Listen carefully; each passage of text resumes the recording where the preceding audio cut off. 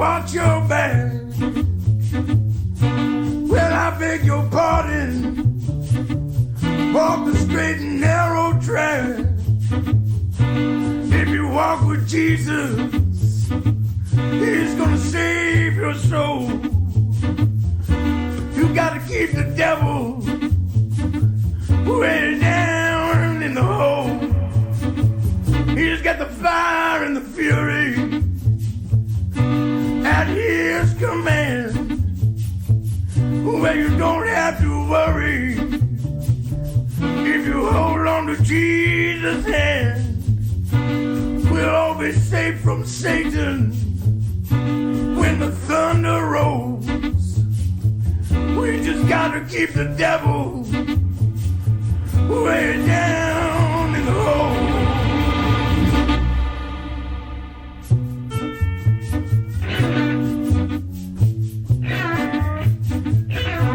Down in the hole. Down in the hole. You gotta help me keep the devil down in the hole.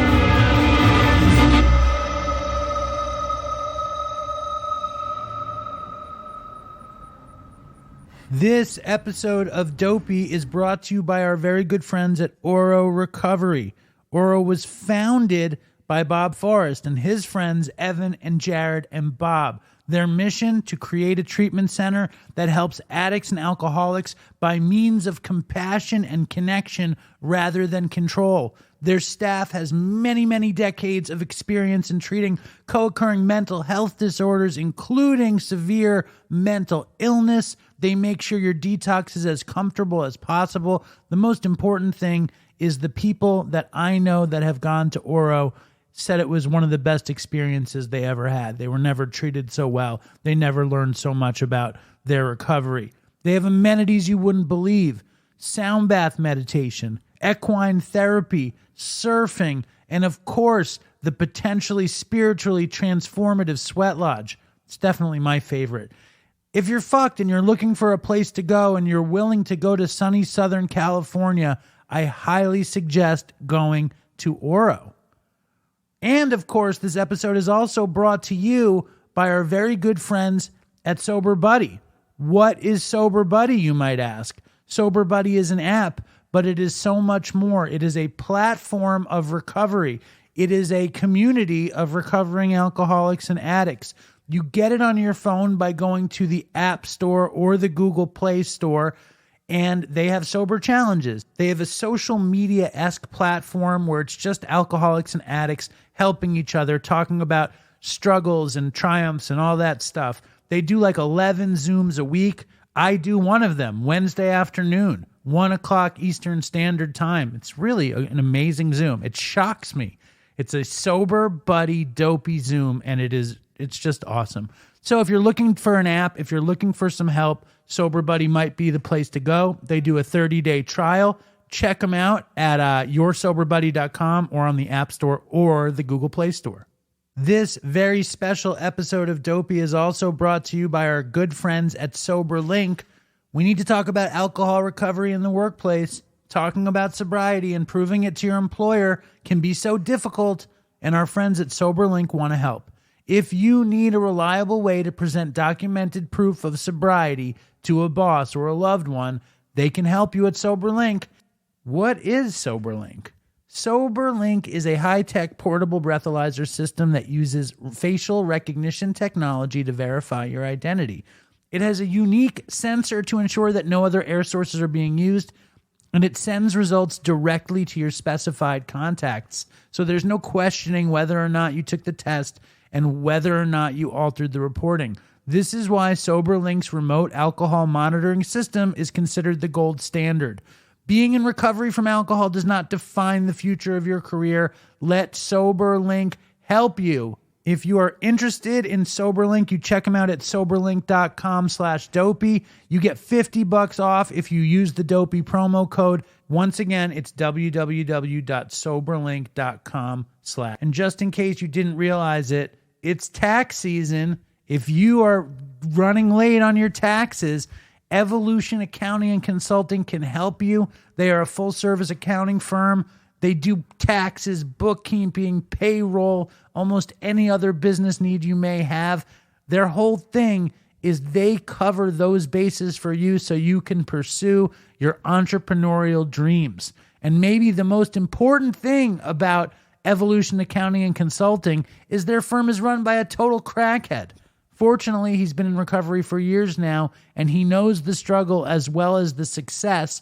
Check him out at www.evolution-accounting.com. You get special discounts when you use the promo code DOPEY. If you're running out of time on your taxes, you go to www.evolution-accounting.com and use the promo code DOPEY. They will hook you up. Enough with the ads. Here is the show.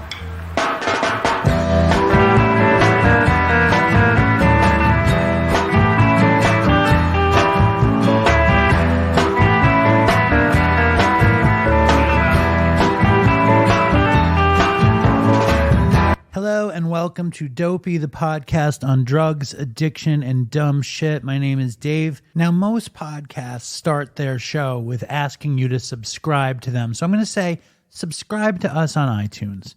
You know, like us. Like me. I need the validation. But more importantly than liking me or giving me the validation, sign up to Dopey Patreon. If you're a crazy Dopey fan and you feel the need to give back to the show, go to Dopey Patreon, sign up, come to the Dopey Patreon Zoom. I've been putting up tons of material. There'll be way more dopey shit coming up on Patreon. Check it out. Also go to dopeypodcast.com. Check out the store. There's great new merch coming out. Go buy Dopey merch. What else are you supposed to do? Oh, follow us on all the social media. I think that's supposed to be important. But more important than any of that stuff is reviews. The people that love reviews more than anyone else are my father and Chris. So if you love Chris or you love my dad and you love both of them, leave a nice review because it makes them happy and then it gives my dad something to do on the show. So support us on Patreon, subscribe to us on iTunes, and fucking leave a review. Please. It's Friday afternoon. It's today.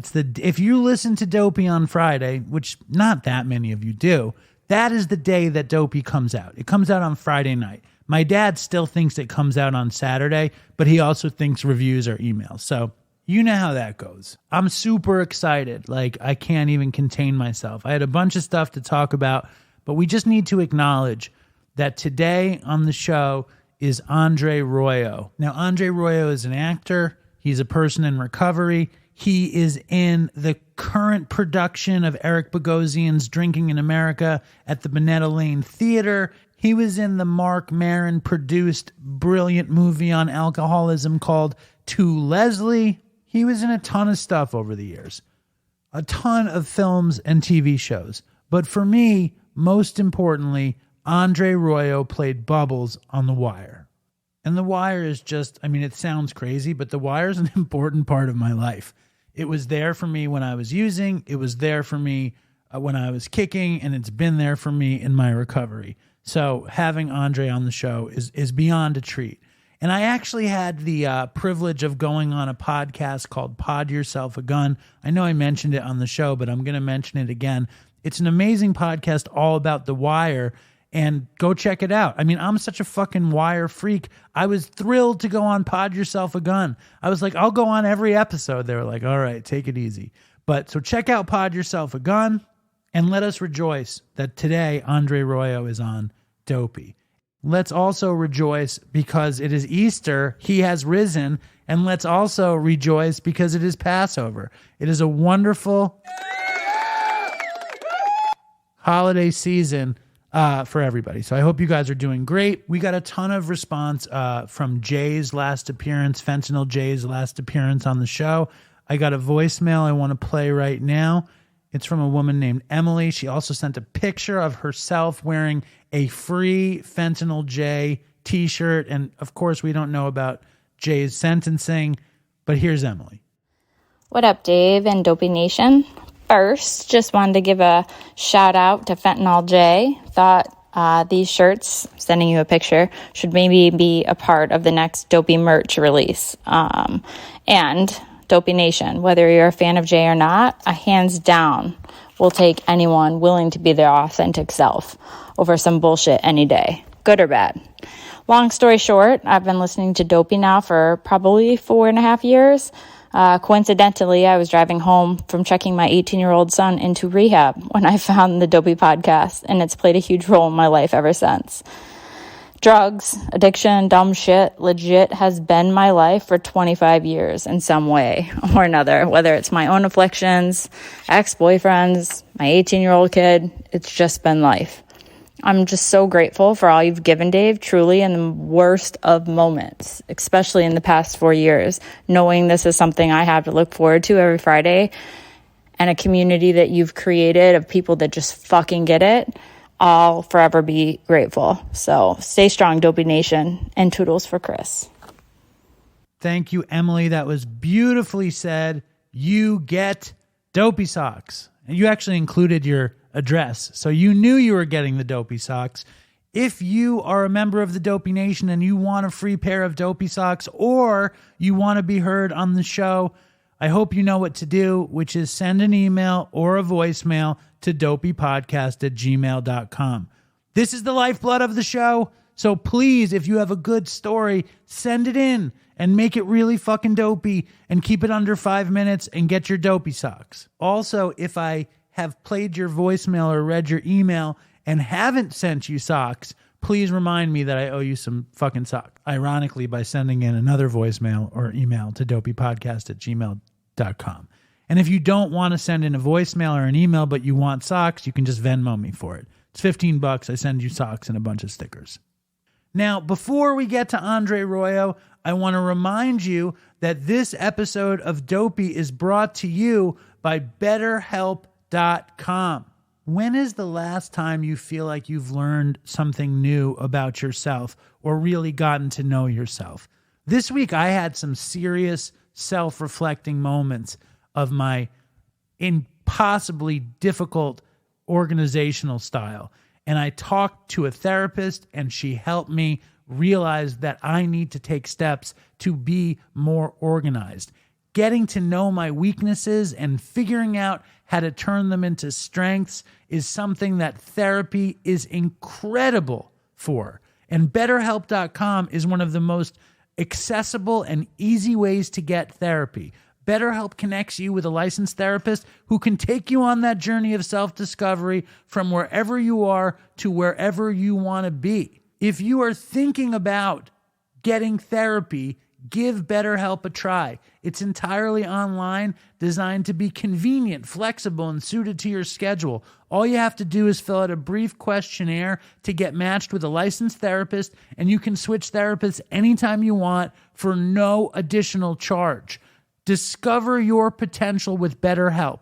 Visit betterhelp.com/dopeypodcast and you'll get 10% off your first month. So that's betterhelp.com/dopeypodcast. It's an exciting month, April, and we are in partnership with this company called The Phoenix. They are a nonprofit group that helps alcoholics and addicts in recovery by creating fun events. And we have a super fun event coming up in April 27th in New Orleans. I'm going to New Orleans to do a sober kickoff to Jazz Fest. It's going to be awesome with the Phoenix. So if you're in New Orleans and you're interested in coming out to that, you can write us an email, or you can check them out at thephoenix.org and look up the events in New Orleans, and you'll see our event on the 27th. If you're a sober person and you're looking to have fun, you're looking for free exercise stuff, you want to play pickleball, you want to peruse some music and art scenes, check out thephoenix.org. They believe a huge component to recovery is having fun and being engaged. I agree with that. So I'm super excited to be in a partnership with them. Again, check them out at thephoenix.org. They have CrossFit classes. They have pickleball classes. They have concerts coming up, and we have a sober kickoff to Jazz Fest on the 27th. So please check that out.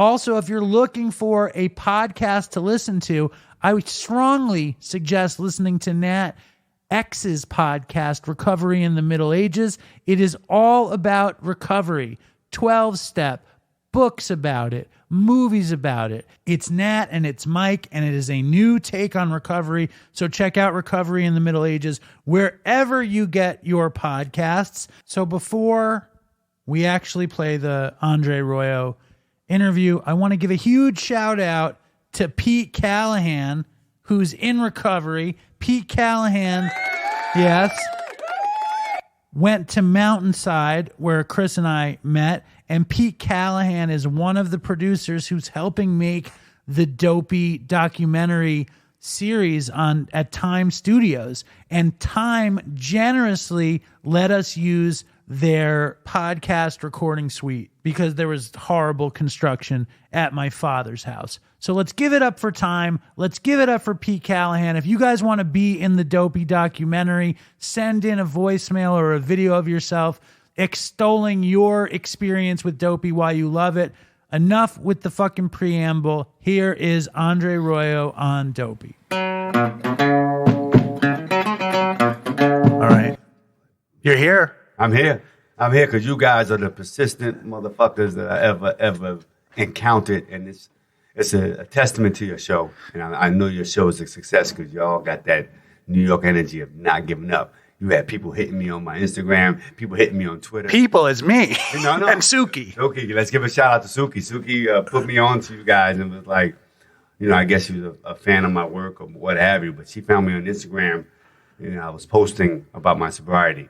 For me, I found a way where I don't know how it happened, but I'm in the middle of COVID, and I decided to get sober, and I just felt like sharing. I just posted a post on Instagram talking about day one sobriety, and for me, I was trying to make sure that I was going to hold myself accountable. So I wanted people to see me in the street. If they saw me walking into the bar, hey, yo, thought you were sober. Like, I wanted to be called out. Right. So I was like, let me share this with everybody, in my brain, because I ain't got that many followers. But I'm like, let me share this with everybody and just hold myself accountable. And my friends who were following me, I didn't want to run into them and they'd be like, yo, let's get a drink. I wanted them to know ahead of time so I can avoid the temptation of, yo, what we doing? Let's go get a cocktail. They knew. So it was just that thing. And then all of a sudden, I was getting flooded on my DMs of congratulations, me too. I was hoping this was going to happen. I'm like, what the fuck? I was that fucked up? And they were like, yo, this might be a good thing for you. And, it felt good, and then people started saying about sharing their stories with me. And all of a sudden, I found myself a little tribe of people that were just rooting for me. And, for me, it just was like, okay, I don't want to let them down or myself down. So I just continued to just post. And then all of a sudden, this Suki. Fucking Suki. I saw a post and was like, yo, I got this podcast. These guys, they doing this. Would you mind doing one? And I was like, I don't mind. If I'm in town, but I don't mind. And, blew it off a couple of times because I'm still in a position now where talking about it, it's cool because I want to share it, but I don't want to be feeling like I'm capitalizing on it. Like, I don't want it to be like a commercial, like, hey, I'm sober, what's up? Like, I'm trying to share it just to be honest with myself. If I can help people or people can get into it, fine. But I don't want to feel like I'm just being some celebrity trying to find a way to be like, hey, let's see if I can market this as a, sober Andre. You know what I mean? Listen, where's the non-alcoholic sponsors? Like, I don't want to feel like that. So that's why it took me a long time to really decide who I'm going to talk to, if I'm going to share it. And you guys, the way Suki talks about you guys, and then you came to my show, I just felt it was only right to try to make it happen, talk to you guys, and see what's up, as long as people know this is, authentic. This is not, just me trying to capitalize off it. Yo, I mean, the people who listen to the show, the Dopey Nation, know that I've been talking about The Wire since like day one of the show. Like when I think the first thing I wrote you was, I basically vacationed in Baltimore in the 90s. I watched The Wire so much and so fucking high.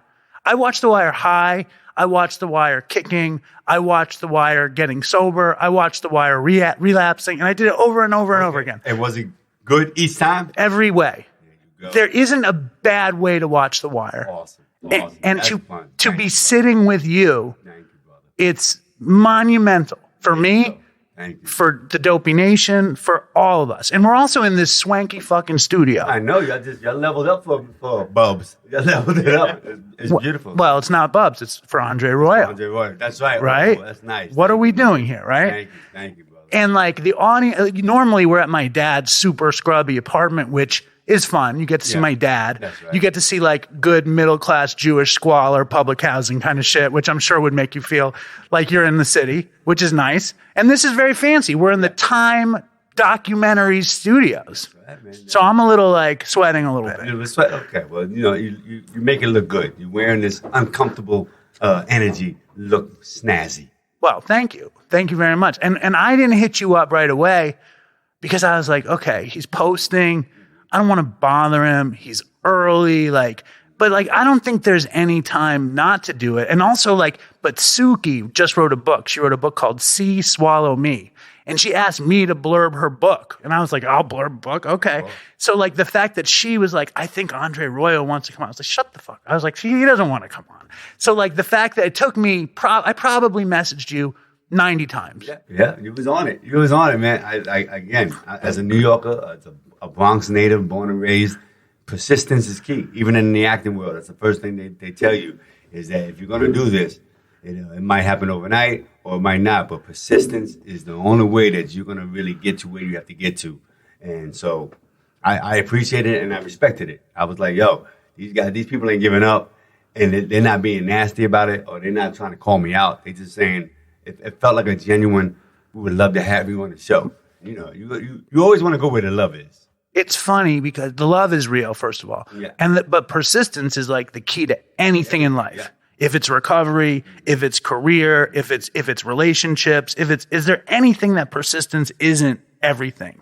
Luck isn't persistence. I mean, you roll the dice. You keep rolling the dice every time. You never give up. So yeah. So it probably has different words to describe that energy of persistence, but never giving up.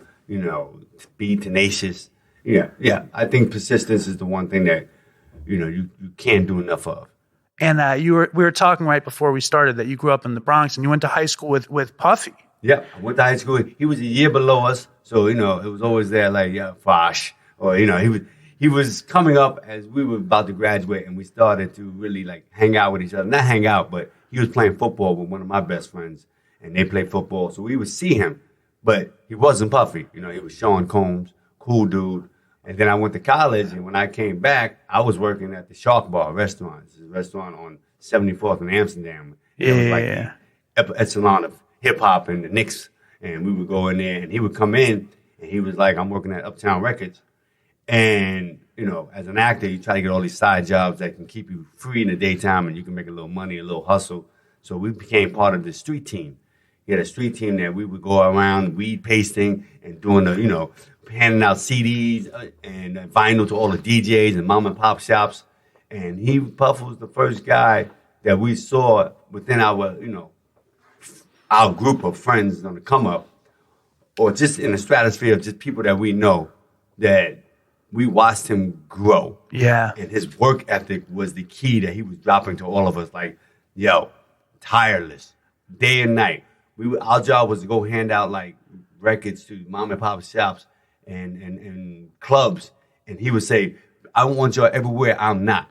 And he was everywhere. So he would always look at us like, what are you doing here? I'm here. Yeah, I'm here. I don't need you here, motherfuckers. I need you over there. And we would be tired, yo, how can we be everywhere if he's going to be everywhere? But that's the lesson. That was the energy. You got to find it, make it happen. So were you guys pushing the Biggie CD and the Craig Mack and all that stuff? We would push the first thing I remember, because that's back in the day when, in the 90s, when hip-hop was making money, we also were partying, and there was a lot of drinking and a lot of just having a good time. But I think the first album I remember was Heavy D, Bag of Blue Funk. Okay, what was the Heavy D single on that record? Oh no, you went too far. I'm sorry, I apologize. I have no idea, but I know it was Heavy D. It was the Lost Boys. It was Craig Mack, Biggie, Mary J. Blige, What's the 4-1? Like, it was all these out, It was a great time. It's a great time. It was a great time for music. The energy was, that's the first time when hip-hop and the money was flowing where it wasn't just music. It was, a lifestyle. Yeah. A lifestyle of money. Like, hip-hop has always been a lifestyle. But we had just left the breakdancing. The culture was being formed, and now it's being sold. Right. Now it's being monetized on. Now we're moving from breakdancing and cardboard boxes and, the jumpsuits into making money and really popping bottles and celebrating that we made it, entered the culture in a way that can't be denied. Now, this is not like rock and roll, not like jazz. This was something that we were saying, this is ours. You can't take it. You can't deny that we created it. So it was just an overwhelming time where there was no other music. All of a sudden, every other music, every other genre, country, rock and roll, we weren't hearing no more. R&B was being fused into hip-hop. It just was something that just took over. And we were there at the beginning of it, and it was fantastic. It's incredible that you were there. Yeah. What was it like in those days? Would you see Biggie performing in the club and stuff like that? So Biggie before he was Biggie. Like, just a guy trying to make a name for himself. And, I remember being in some club, and he was singing, it wasn't even the main song. It wasn't even the Juicy song. It was another song or something. And you just felt his presence. You were like, oh, this is different. He has a certain, energy about him. And, Craig Mack was dope. Yeah. It was a big song. We thought he was going to be bigger. Everyone thought that. Yeah, he was like the first one that we was like, oh, it was like Craig Mack and Biggie, right? It was so much going on. And again, there was so much drinking and partying going on that it was just a blur of just good times. Were you a stoner? Nope, I didn't do weed. I didn't try weed until, and it was funny, I had just came back from school and I just got told that my liver was fucked up. At what point?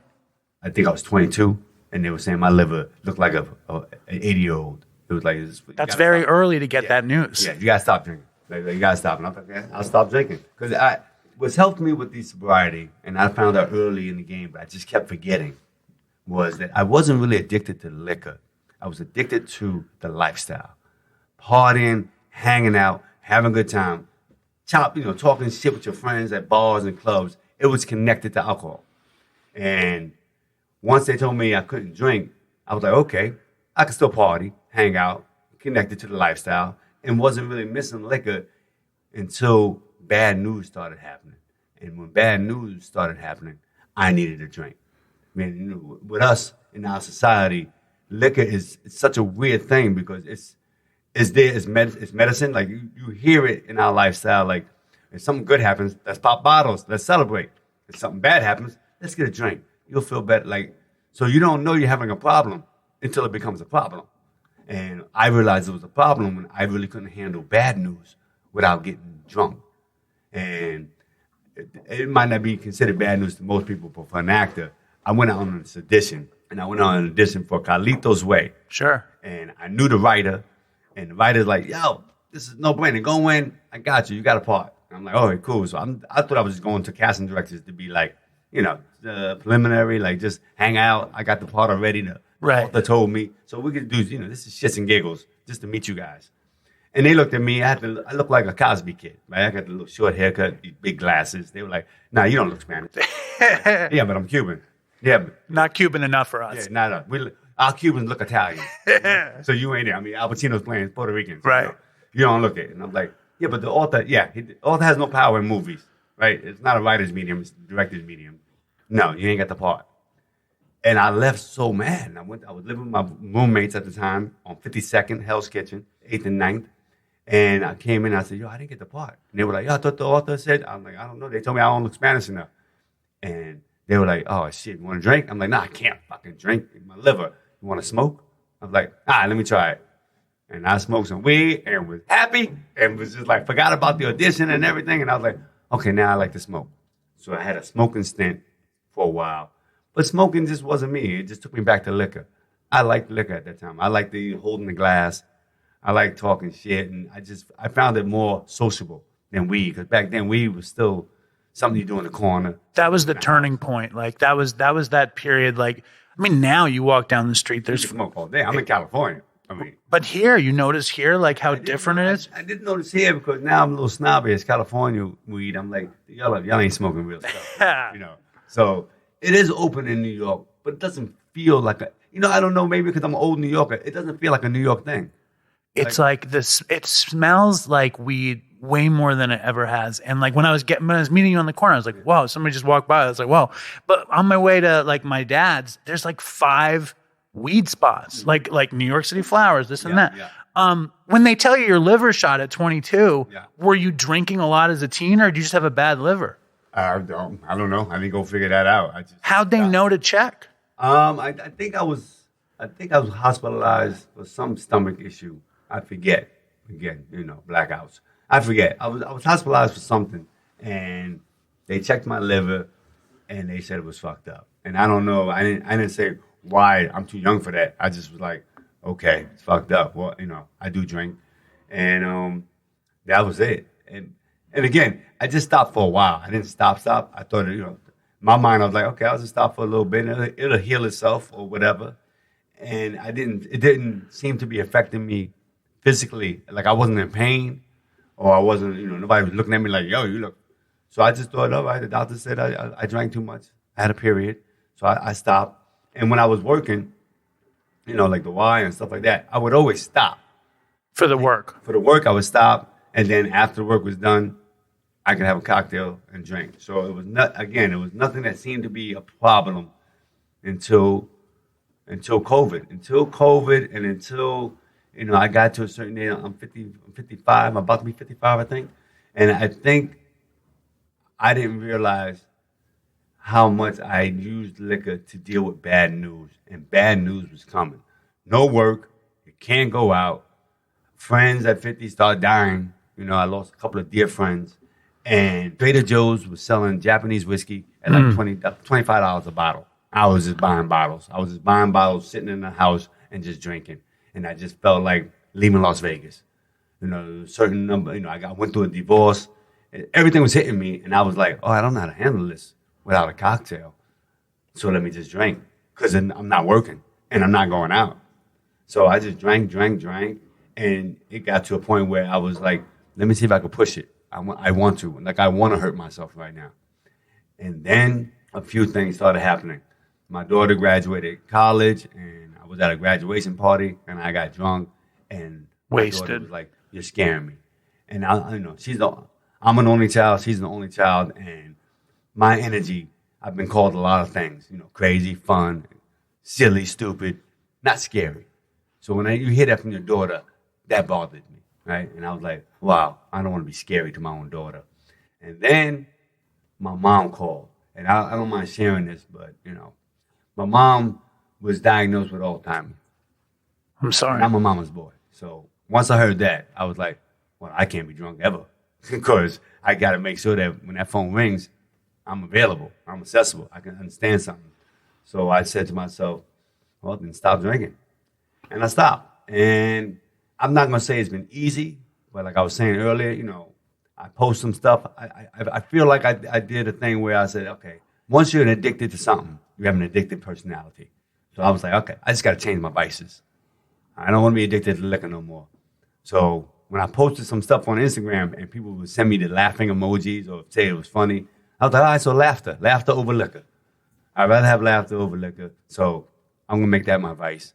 And I just stopped, and it's been easy, but there's been times when I'm, So hold up. You're drinking Japanese Trader Joe's whiskey. You scare your daughter. The Bill Murray whiskey from fucking... Yeah, Lost in Translation. Yeah. And I did a fake commercial on my Instagram, like...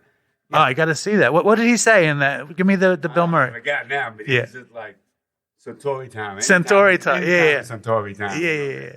And my family going, acting, So, yeah. So, I just...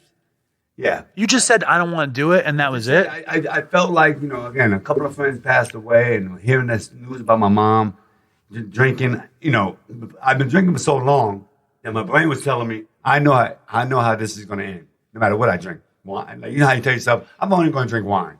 I'm only going to drink beer. I'm only going to drink on the weekend. I know every angle of how this liquor what road it's gonna take me, and where I'm gonna end up. I'm gonna either end up hungover, passed out, or just fucking Done. I forgot what I did. I know every road. What I don't know is where sobriety is gonna lead me. It made every day like, I wonder what's gonna happen today. Instead of knowing, okay, I'm gonna have a drink around lunch, or I'm gonna be drunk, but like I just thought it was a newness. And at 50-something years old, if I can find a way to have another, decade of life and be new, and, I still got that, I got to reintroduce to being, I wonder. When you get to a certain age, you think there's never going to be any more, I wonder. And with sobriety, for me, it was like, I wonder what's going to happen today. And that felt refreshing. So I just stopped and waited and to see if I have a crazy craving for alcohol. It wasn't really happening. Coffee is a beast. I'm probably addicted to caffeine now. So again, you find a different vice. We're all addicted to fucking sugar. For sure. Can't let that go. Me, bad. Bad. Yeah. So the alcohol, I'll go in a bar now just because I like the music and seeing people, and I'm a people person. I like to watch people order coffee, and then I'm having a conversation about that. Why are you drinking coffee? And I'll just crack some jokes, and so the energy is still there. So I just said, all right, I guess I'm not as bad as I thought I was. Because again, I realized I was making a choice to get fucked up. Saying, let me hurt myself. It wasn't like, oh my God, I need alcohol. I was like, give me the alcohol. Because I was mad at God. I was mad at everybody because my friends were dying. Shit was happening. And I was like, all right, fuck you then. Let me just get drunk and just not deal with this. Until my mom called, or until my dad or somebody was called me and said, Mom has Alzheimer's. We need to talk about this. And I was like, okay, well, I have no time to be drunk. I have a million questions. Yeah. First question is, do you think you're not an alcoholic then? No, I think I became an alcoholic. If you decide to drink to hurt yourself, you're an alcoholic. Okay. You made a choice. So, yes, I think I am an alcoholic. And I think that I've been fortunate enough to find different ways to fight off the thirst. Yeah. Doing this, I'm doing a play right now, right? I'm doing this play, Drinking in America. Incredible play. Thank you. I saw the play. It's incredible. It's an incredible piece of writing, and you made it fresh, and it felt like everything addiction in one spot. Thank you. And I felt every bit of that fucking play. Thank you. So I found a way. I mean, liquor's going to find a way in my life, one way or another. We're connected. We just got a different relationship. Right. Now you're in my craft, not in my liver. Right? Eric Bogosian, dear friend of mine, he writes this play, Drinking in America, I think in 1986. And it's about 12 different characters, all addicted to something. Fame, money, the American heroin, dream, right? Heroin, liquor, acid, all the things, right? And he calls me up and he said, yo, you want to do this? You want to do this play? Because we became buddies. He's a recovering, heroin addict, alcoholic, whatever. And he was like, yo, you want to do this play? And I was like, I want to get back on stage. I'm missing New York. I'm from the Bronx, and I've been in L.A. For a long time now, and doing TV shows, doing movies, and it's been fantastic. Pays the bills. I have a joy, but it's nothing like theater. You love the theater. Theater is the actor's medium, right? TV is the writer's medium. Movies are the director's medium. Theater's like your drug of choice. Drug of choice, right? And I'm like, that applause, the audience, there's nothing like it. I want to get back on stage. Everybody goes in and says, Drinking in America. I'm like, I don't know, man. Were you sober when he asked? Yeah. Did he know? Yeah. Did he know where you were at? No, he didn't know where I was. And, again, I was functional. So he didn't really know I had a problem. He didn't know, I was making a choice to stop drinking. He was just calling me. We were just talking. I said, I want to do stage work. That's some fucking divine intervention. Again, that's right. And then I say, I don't know. I don't know if I want to do this play. I'm not sure if I can. It's a heavy lift, 12 characters. I don't know if I have enough time to prepare. It seems like a lot of work out there. And he said, well, I wrote this when I was a year and 6 months sober. And I was like, whoa. Well, if I start rehearsing, I'll be a year and 6 months sober while I'm rehearsing this. Oh, this is my way. This is my way to finally, at one point in my journey of sobriety, I could have a moment where I could take all the stuff I've been through and put it in my art. And this is where artists, like any artist, we have a unique ability or an opportunity to put our pain into our craft and make it something else, right? And I was like, wow, this might be my way to go, hey, alcohol, thank you for the good times. Because I'm not going to say alcohol wasn't good. It had moments. I mean, it made me have confidence to talk to the girl who became my wife. It made me have confidence to walk in the room and maybe book a job. You know what I mean? Alcohol had some good times. Of course. And then fuck you for the bad times. Right. When it went too far. So I was like, this might be my way to bow to alcohol. Say, hey, we're done. Respectfully. But, you know, you're in my craft. I could always go to you. I can always go to you when I'm playing a role that has to deal with addiction. I know what it is. I know what it's like. I can use it, but I can use it in a way that's more productive than painful. So I say yes to Eric, and we're at the Minetta Lane right now till April 13th. Shameless plug, but that's what we do. No, definitely Please check out the play. Eric Bogosian's words coming out of Andre Royo's mouth at the Minetta Lane. It's a wonderful experience, and it's a one-man show. So I give it my all. I put my heart into it. So if you guys want to check it out, come check it out.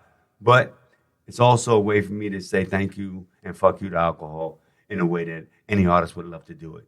No, I mean, like, in all the years that you were drinking, was it ever like, fuck, I'm an alcoholic, I'm fucked up, I should probably stop, or did it just happen during COVID?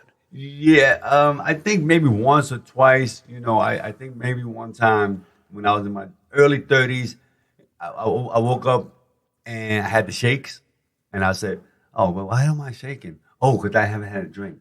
And then I would say, okay, let me stop. And I would stop for a year. I stopped for a year and be good and feel like it wasn't that hard. And then you give yourself an excuse to celebrate. Oh, I'm all right. Let me have a drink. And all of a sudden you wind up drinking more than you did before. And you go, oh, shit. But I was so functional in my mind. Granted, I don't know. Like, maybe I lost roles that I could have got, right? Or maybe I pissed off somebody who I, never ran into again. I don't know. But as far as my inner core of friends, as far as in my mind's eye, what I saw of myself, when sometimes you leave yourself and you look at yourself and go, yeah, you're all right.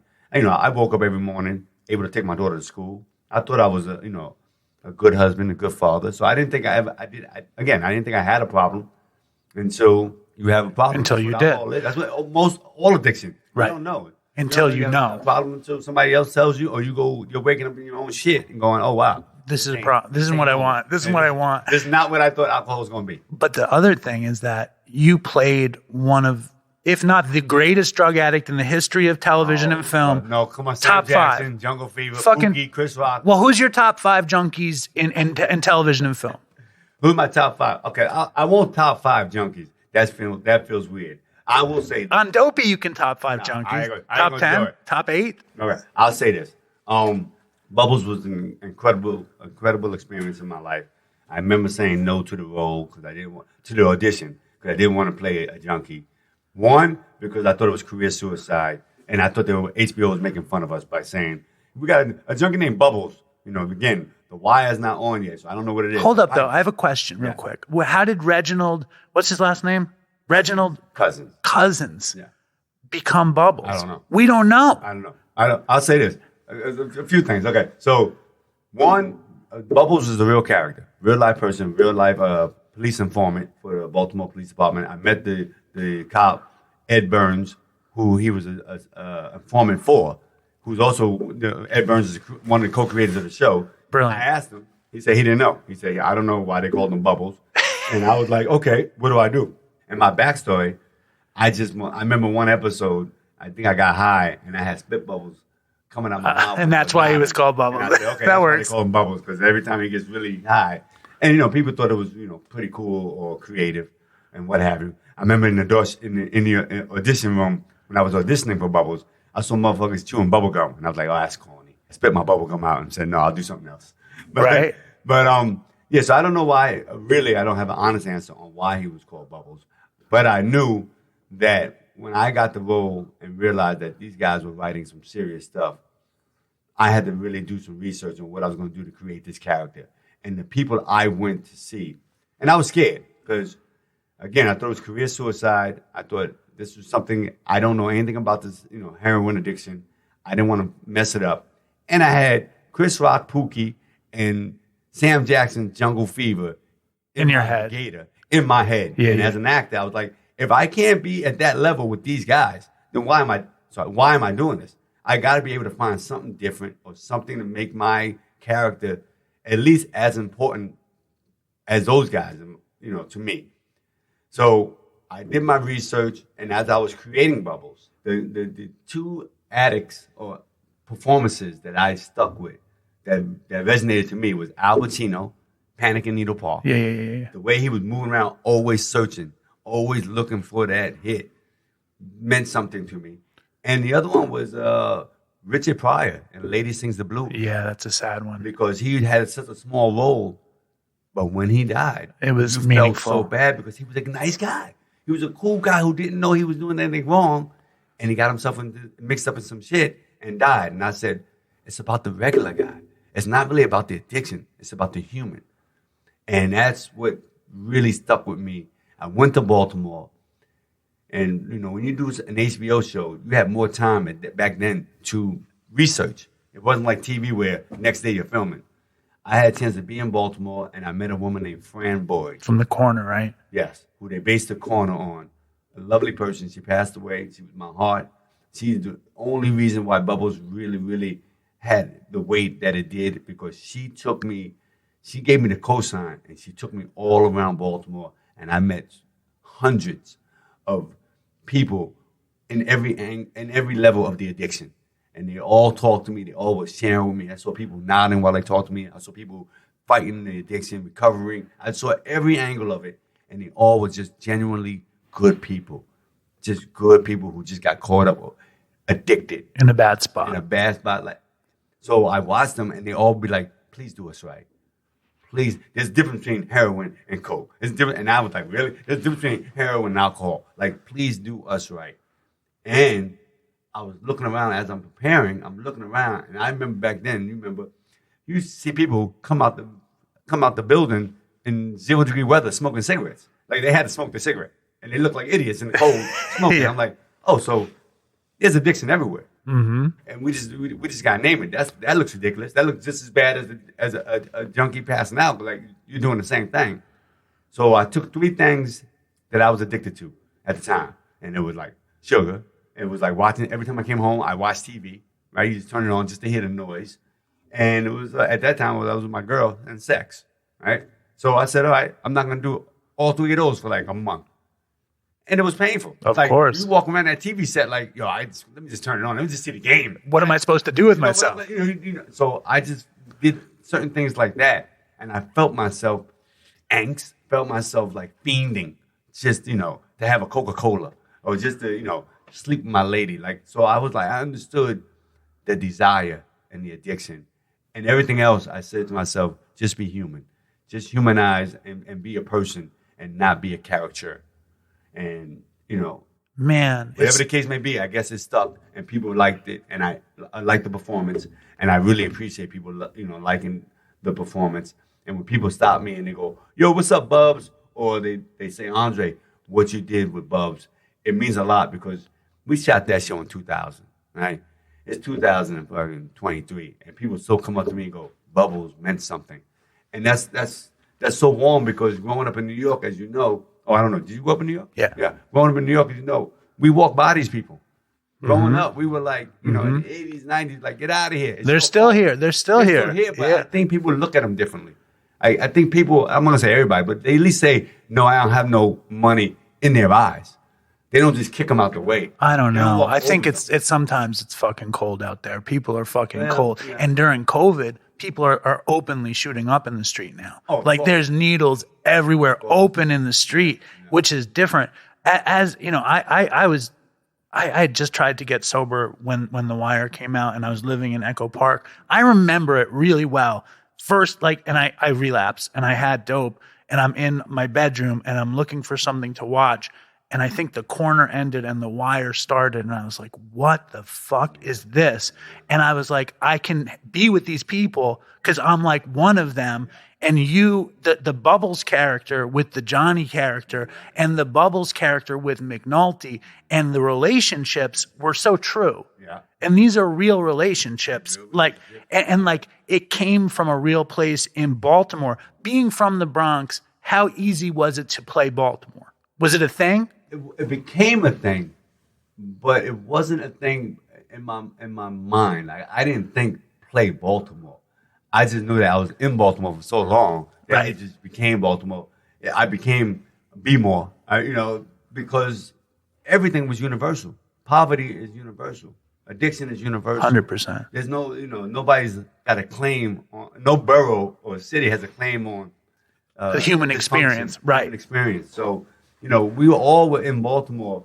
Like I always say, everybody in front of the camera or behind the camera in the wire became better humans and better artists because we all got embraced by Baltimore and we all became be more peeps. So, Baltimore scared the fuck out of me. Right. When I got there. That's like New York in 1977 or something. It looked weird. Crazy. They had these big black billboards saying believe, trust. With God. New York 77 plus God and Jesus. What's this? And we saw cats and it was dark because what I saw in Baltimore that was different than the Bronx at that time was in New York, in the hood, there was a certain element of I can get out of here.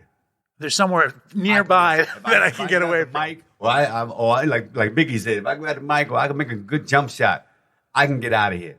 When I got to Baltimore at that time period, it looked like there's nowhere to go. Right. We don't give a fuck. You motherfuckers are going from New York to D.C., driving right by us. This is the last stop. It was a certain element of despair that I was like not used to. Like you can find a way out of it. Get on a train, just leave. But they were like, where? Right. Like we would see, when we would do like drive arounds with the cops to learn about the city and whatever, we would see things. They'd be like, oh, we left that body on the floor. That was last week. Come get that up. Oh, like, my what? God. Right. You got John Hopkins, the school of this genius, doctors, and around the corner, it's fucking broken down row houses. You're like, oh, you just don't care about them around the corner. You're just not going to give no money around the corner. Wow, this is sad. And so when we were filming, we saw a change happen because when we first get to the neighborhoods, they were like, yo, get out of here. We had to pay drug dealers to be there because they're making like $10,000 a day. And now we're there with all these equipment. We're stopping the money. So we would have to be like, okay, can you, an 8-hour day turned into a 2-hour day. You better learn your lines. Don't mess up. We have to get out of here. Right. And because that was the spot where he had to make his money. He got to make his money. Yeah. And then people were starting to come out going, when the show started airing, people started going, oh, wow, I saw the front of my house on TV. I didn't know it looked like that. I became numb. And you start seeing people clean up. Right. You start people starting to take a little bit of, because if it's just you watching yourself, you don't give a fuck. Everybody's in the same thing. But when you know that the world is starting to turn on and watch where you live, you might have ignited a certain level of pride back in yourself. Like, okay, it's bad, but it ain't got to look this bad. And we started seeing things starting to, change a little bit. I'm not gonna say the Wire takes credit for it, but it's just that all eyes are on it. And the mayor hated us. We would run into the mayor trying to just get us all arrested if we just broke curfew or whatever, just because we were bringing light or turning on a light to these neighborhoods that seemed like it didn't have to be this bad. Yeah, I had no idea what was going on. Now there's a town in Philadelphia called Kensington, which is an open-air drug town, and everyone compares it to Amsterdam in The Wire. I remember hearing you talk about, first of all, you didn't want the gig in the first place. You were scared, playing a heroin addict wasn't going to be good, and your mother was like, I don't want my son to play a junkie. But you so inhabited the role, and you took it so seriously and made it so magical. How did your mind shift on that? Fran Boyd. She did it. Fran Boyd did it. Fran Boyd took me again. Fran Boyd took me to certain places, and I saw people, and I just was like, I think all of us, for me, I just said I have to play this. If we get an opportunity to tell these people's stories, then we got to do it the right way. And I think everybody in the cast felt that way, from the cops to even the drug dealers. Everybody felt like we're tired of seeing. We have an opportunity to give these characters more than one dimension, really make them human beings.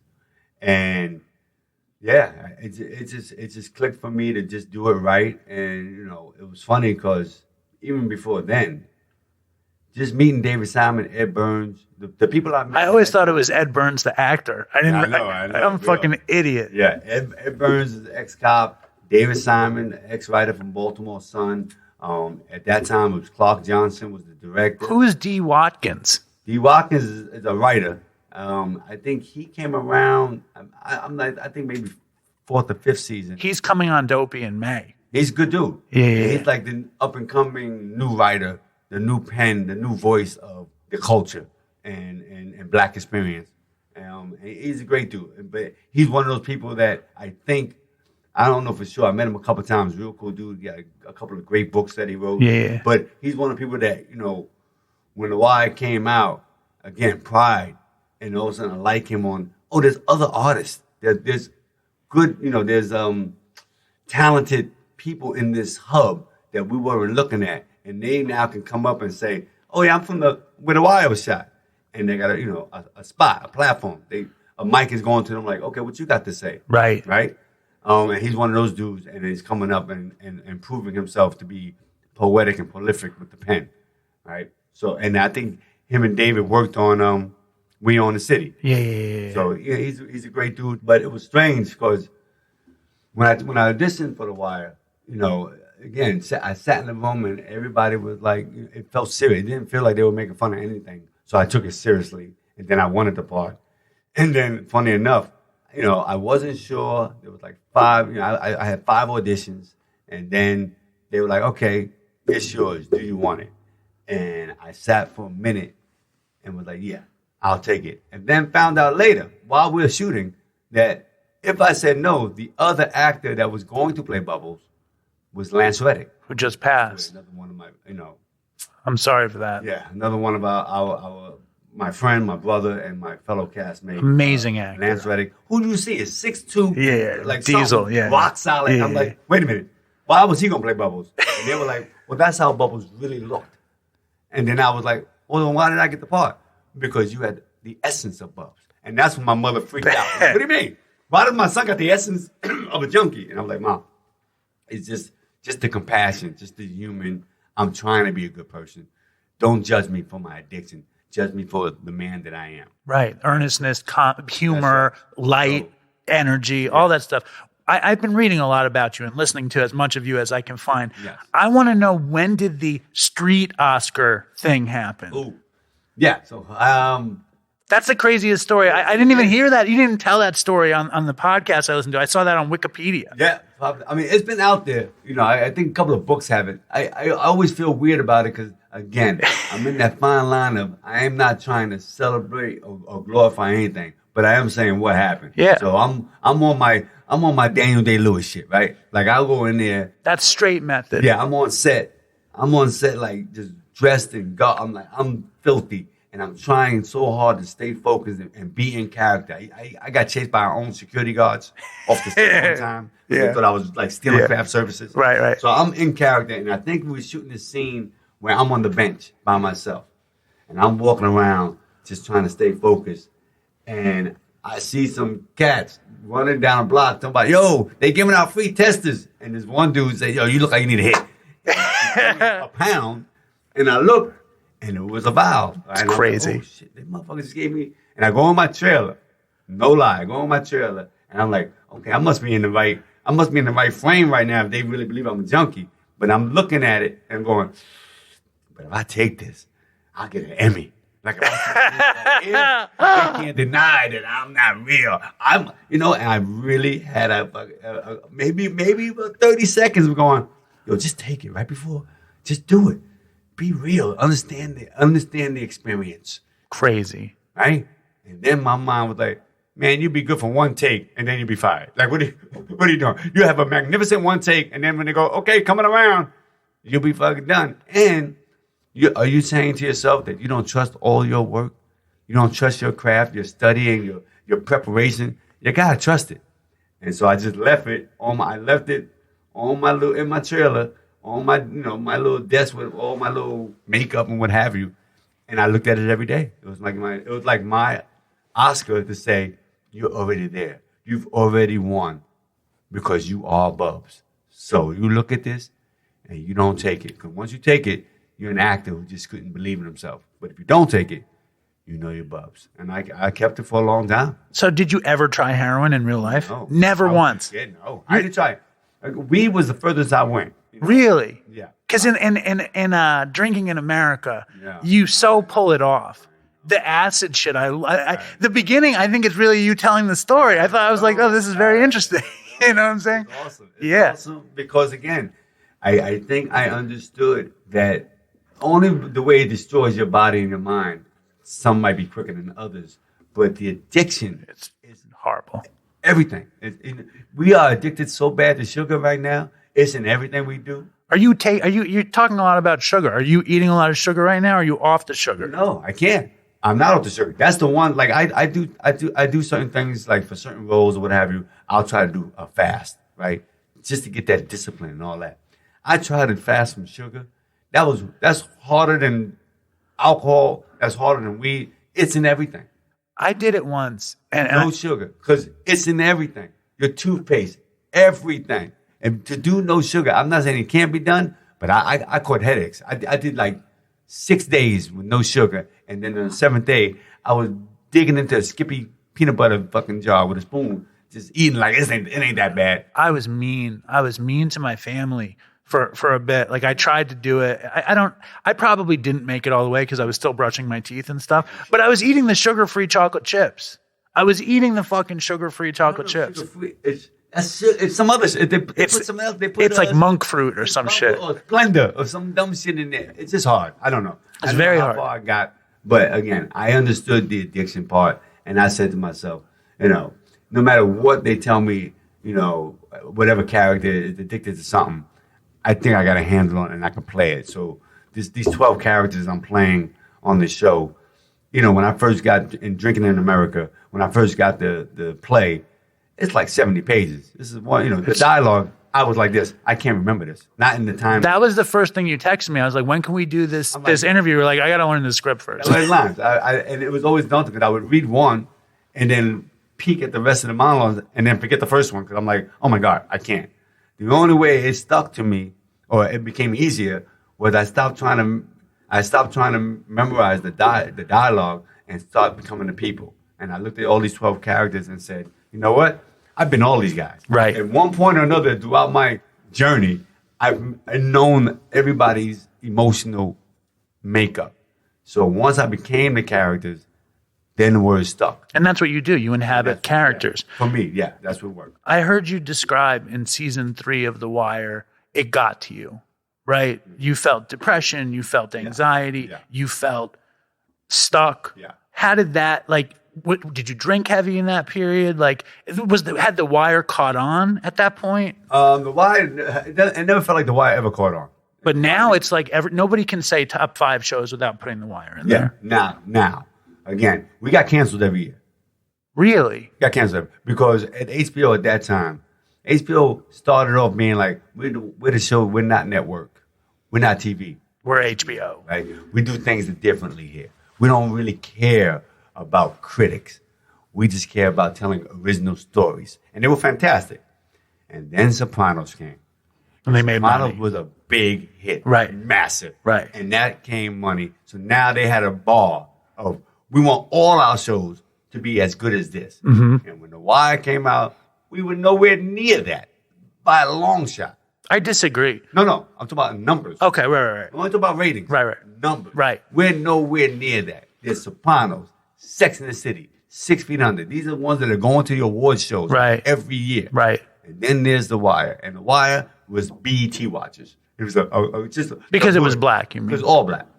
So anybody turn on and see more than four or five black people on screen go, oh, that ain't for me. That's not a show I need to watch. So it just was under the radar compared to those numbers. That's all. And every year we would get canceled. After the first season, we got canceled. But they brought us back. Second season, got canceled. Brought it back. Third season, HBO let us go of our contracts. We're done. We don't need to go any further. And then David Simon, I was in LA testing for My Name is Earl. Right. Right? And then David Simon called me like, I sent a couple of scripts to HBO. They're going to bring us back. Come back. I'm like, I don't know. I might be Crabman. You want to be Crabman? Or we're going to finish what we start? I'm like, nah, let's go. I knew at that point, we knew that the actors, we were doing something special. So let's go finish this. But at the time, we were getting no love at all. And it was a weird feeling because we just didn't know if the wire was slow too. Like you're coming from Law and Order watches, where at the end of Law and Order, it was resolved. Somebody's in handcuffs, and it's done. In the Wire, you just like, yo, I watched the whole episode, and everybody was just talking. The New York Post gave us half a star. The Daily News gave us like a star and a half, saying Under the Wire. Wow, there was too many characters, too muddled. We don't know what's going on. See, I think it's perfect if you're addicted to heroin. If you're strung out on heroin and watching it, it's your perfect pace. Yeah, because you're so fucking slow. It's perfect. You fall asleep, wake up. Things are happening. Yeah. So I don't remember the question. Season 3, your depression and anxiety. Oh yeah. I have to bring that up. But how was the drinking in that period? The drinking was there, but at that point I was feeling really comfortable that I got bubs, I understood it, but it just became, I couldn't let it go as far as coming home. Like I'm in Baltimore, so I didn't see my daughter. My wife and daughter at the time were living in Brooklyn, and I didn't want to come back and forth on Amtrak. So I wasn't really seeing them that much, and that felt depressing because, you're just scared. You know that, as an actor, you might get another role, but you're not getting that time back. Mm-hmm. Now my daughter, is a different age. Mommy's the king. Mm-hmm. Mommy's world. Daddy, you're not even here. I live at home and Mommy's the king still. I would come home on weekends, second season. I would come home on weekends, and I'd come home on a Friday and hang out with my wife, hang out with my daughter, play, try to catch up with all the time spent. And on Sunday, I would go, okay, Daddy's not going to be here for a couple of weeks. Daddy's going back to do The Wire in Baltimore. Daddy's doing what he loves to do. Daddy's doing his dream, right? And I did that thinking I'm teaching my kid follow your dreams, true, right? They little. The third weekend, on a Sunday, I'm like this, I know Daddy's doing what he loves more than me. She said that? Yes. Oh, my God. What does that mean? Well, I get you for a weekend. They get you for a couple of weeks. And I was heartbroken. Of course. Heartbroken. I'm like, oh, shit. That didn't land well. I want her no dreams come true. Not that I love something more than her, but you can't tell kids what you're thinking and what's landing, two different things. 100%. So I'm in Baltimore going, why am I doing this? Like, the show is not, my manager's like, yo, the show is kind of a hit. They know who you are. You stood out. Lead the show. There's no need to keep doing it because it's not getting numbers. Nobody's getting nominated. Go get some real money. And I'm like, I don't know because I want to finish this. But I was getting depressed. And with depression, I was probably drinking a little bit more. I know I was smoking cigarettes. I never smoked cigarettes before in my life until I did The Wire. Because you had bubbles smoked. I watched all the people that I saw. Every person I saw in the addiction process was smoking cigarettes. So my first scene, I'm telling McNulty, Dominic West, and Sonia Kima about the red hat trick. That's my first scene. I do the scene, cut, check, print. That was great. I was like, I felt horrible. I felt like I was different and mechanical. And the director was like, it was all right, Dre. I'm like, I don't want to go right. I want to do the scene again. What's going to be different? I said, give me a cigarette. Wow. Give me a cigarette. They gave me a Newport. Racist motherfucker. Racist motherfuckers. They gave me a Newport. That was like smoking glass. Didn't like that. I was like, give me a Camel. He gave me a Camel unfiltered. And I smoked this, and I'm spitting the tobacco out my fucking mouth. I got all the body movement. I'm like this. Now I feel like Buck. But at that time, my wife and all my friends, they all smokers. They were looking at it going, well, Dre, now you got to practice because we know smokers from non-smokers on TV. We can tell the difference. And I was like, okay, well, I don't want to look fake. So I started trying to practice and smoking, and I got addicted. I was smoking for 5 years. And then all of a sudden, one day I'm in a bar smoking a cigarette, drinking a Jack and Coke, because now it's part of the combo. They go well together. But I'm looking at myself like, why are you still smoking? You're not even playing this character no more. Let it go. So I got rid of it. But I was addicted for like 5 years smoking these goddamn cigarettes. It's a miracle you didn't do the street Oscar vial. It's a fucking miracle. I mean, it's just, divine intervention. Because again, I do it, and I'm not an actor no more. Right, and not to mention, it's very dangerous. You hadn't been doing coke and acid and weed, which is really interesting considering you came up in that hip hop. Like in that party moment. Yeah, but in the party moment, the liquor was so good. Right. It was enough. It hit you perfectly. It hit me perfectly. And weed, again, the way my brain was growing up, weed was still this other drug. Liquor was, everybody does it. everybody does. Your dad, like it was just a party anthem with alcohol or champagne. Weed was something that it seemed to me at that time something that wasn't in my DNA. It was like a weirdo kind of thing. I mean, it's just like, listen, the jazz players, like that, like it was painters, artists, all that shit. It was like, I thought that was for different artists. I thought that was their muse, and I didn't want to disrespect that, and I didn't need it because the alcohol had me just happy and fun. So we looked like it made you chill and slow down, and that just wasn't me. No, so, I mean, I've been doing this. I've been doing 400 and some odd episodes. I love it now. Don't get it twisted. Like, we now that you can go into a store and go, I'd like to take a certain weed, and you can like order what experience you want. I want sativa, I want indica, I want a little bit of this hybrid. So I can, and now, I can understand it now. But back then, nah, the alcohol was whiskey was my favorite. Right. Jack Daniels, it was Jack and Coke forever, for a long, long time. When you finally drew the line in your drinking, yeah, and you were like, I'm done. I don't want to scare my kid. I don't want to lose my mother. I had a similar experience with my mother. She had leukemia. I was on methadone in LA. I got the call that she was like, I think I'm going to die this year. I got off methadone that year and I flew home. That's right. Very, very similar. I didn't get clean for a little bit, but it started 100%. And it was I could relate to that story a lot. Yeah. When you finally draw the line, do you think about all this, like the fact that you played this character that was so rooted in addiction and recovery? You're at 12-step meetings as Bubbles. You're working a program. You have a sponsor. You have all these things. When you get sober in real life, did any of that come into your head? No. No. You want to hear something fucked up and weird, though? What? The other day, I'm walking up the West Side Highway, and you know who I ran into? Steve Earle. That's my man. I know, your sponsor. That's my man. Isn't that funny? Yo, that's my man. So much so, because, all right, to answer your question, no, because that was Bubs. That was Bubs' journey. It wasn't me. When I finally was able to, Bubs stays in my heart, and he's a part of me. But everything that Bubs went through, that really is capsuled into his lifestyle. Right. Me personally, yeah, again, when I got clean, or when I decided, because I don't know, the clean sounds weird. When I decided to stop it, weird. So a person came to my show, beautiful person, and then she told me, she said, I'm a friend of so-and-so. Bill. That's it, yeah. And she was hoping you went to meetings. Yeah. But you were like, I don't know, Bill. What'd you say? I said, oh, I'm glad. I don't know who Bill is. And she was like, oh, you don't go to meetings? And I was like, nah, I don't go to meetings. Not that I think nothing wrong with it. I just haven't decided that I need that right now.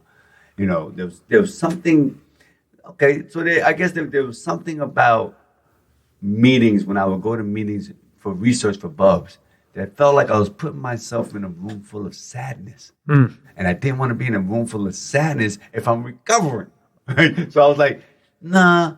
But for a lot of people, it's a different kind of experience, community. It changes. It's like, it's like kind of the way you describe Baltimore also. Yeah. It's like, it sounds like a very rough place to be. And I mean, I'm sure a Narcotics Anonymous meeting in the middle of Baltimore in the middle of the day is a rough spot to be. Oh, it's just like they all look like they were in pain. It's a lot of, my experience, I go to meetings. Yeah. The meeting that I go to, I got sober in meetings at 7:30 in the morning on the Lower East Side and in the West Village. And at 7:30 in the morning, everyone got to go to work. No one's there if they're not going to work. Right. You know what I'm saying? So that was a good meeting for me. Yeah. So I'm sure they're going. And now they're on Zoom. Yeah, they do it on Zoom. Meetings now, and I'm like, all right. But I haven't found any, again, it's a goddamn IG. My DMs are my meetings because I hear wherever it works. Wherever it works for you, right? So my recovery, I just thought about how refreshing it felt to wake up and not know where the day is going to turn out when you're sober, because you just don't know. And I felt like at this point in my life, I know how the day is going to turn out when I have that first drink. I know where I'm going to be, how I'm going to feel, all the way to when I wake up with a hangover and then want to drink again. And that felt boring. It felt like it was a redundant, recycled hamster in the wheel. And now it's not cute. It's not cool. You're scaring me.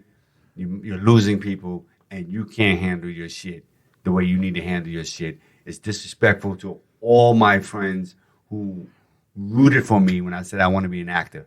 All my family members who said, you're going to be the family member that is doing it's his dream, right?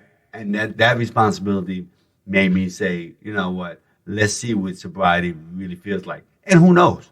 You know, the one thing that everybody asks me, and you probably get it too, or maybe you don't, maybe it stops after a while, is how long are you going to do it?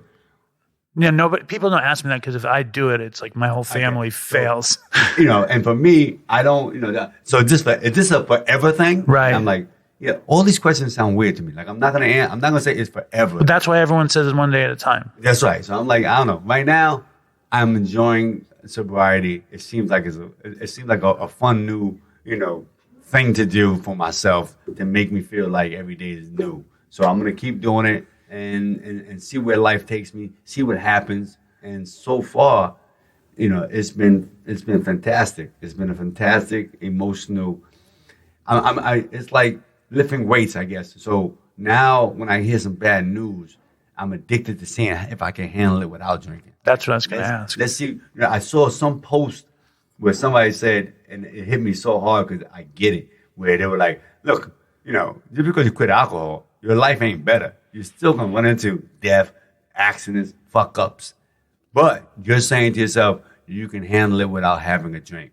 So that, to me, is the same challenge that I had when my manager said, go in, because like I said, I was going to turn down Bubbles. I said, I don't want to play this character. And my manager was like, well, they're not offering the character to you. It's an audition. Right. Mr. Man, Mr. Big Shot. Mr. Big Shot. Yeah. So go in and audition, and when you book it, then tell them no. And I was like, that sounds good. I'll book it. Don't tell them. I'm not going to not book it. I'm the baddest motherfucker on the planet. So I book it, and I'm like, I want this part. So this thing was like the same challenge. Like, you hear bad news. You lose friends. You know, you don't get the job. You know, you lose money. You crash your car. Do you need liquor to handle that, or can you just handle it? And I'm like, I'm going to handle it. So it's a new challenge for me, and I'm going to, you know, take the challenge, and hopefully I don't buckle. And Have you had anything horrific happen since you've been sober? yeah, I lost friends, man. You know, Michael K. Williams passed away. I love that. He's a brother. Lance, yeah. You know, my mom still got Alzheimer's. Like, yeah, I have a lot of bad things happening to me, and I'm finding a way to deal with it without alcohol, and it makes me feel like a superhero. You know what I mean? It makes me feel like, oh, you are stronger than you thought you were. Or you do have a mental capacity to be a grown-up. Right. Right? You know, and I just realized what I was denying myself. I was denying myself a certain level of growth with alcohol. You know, and I was like, wow, that sucks because everybody around me is growing up and I'm still that party guy. Hey, let's have a good right. That just it felt whack to me.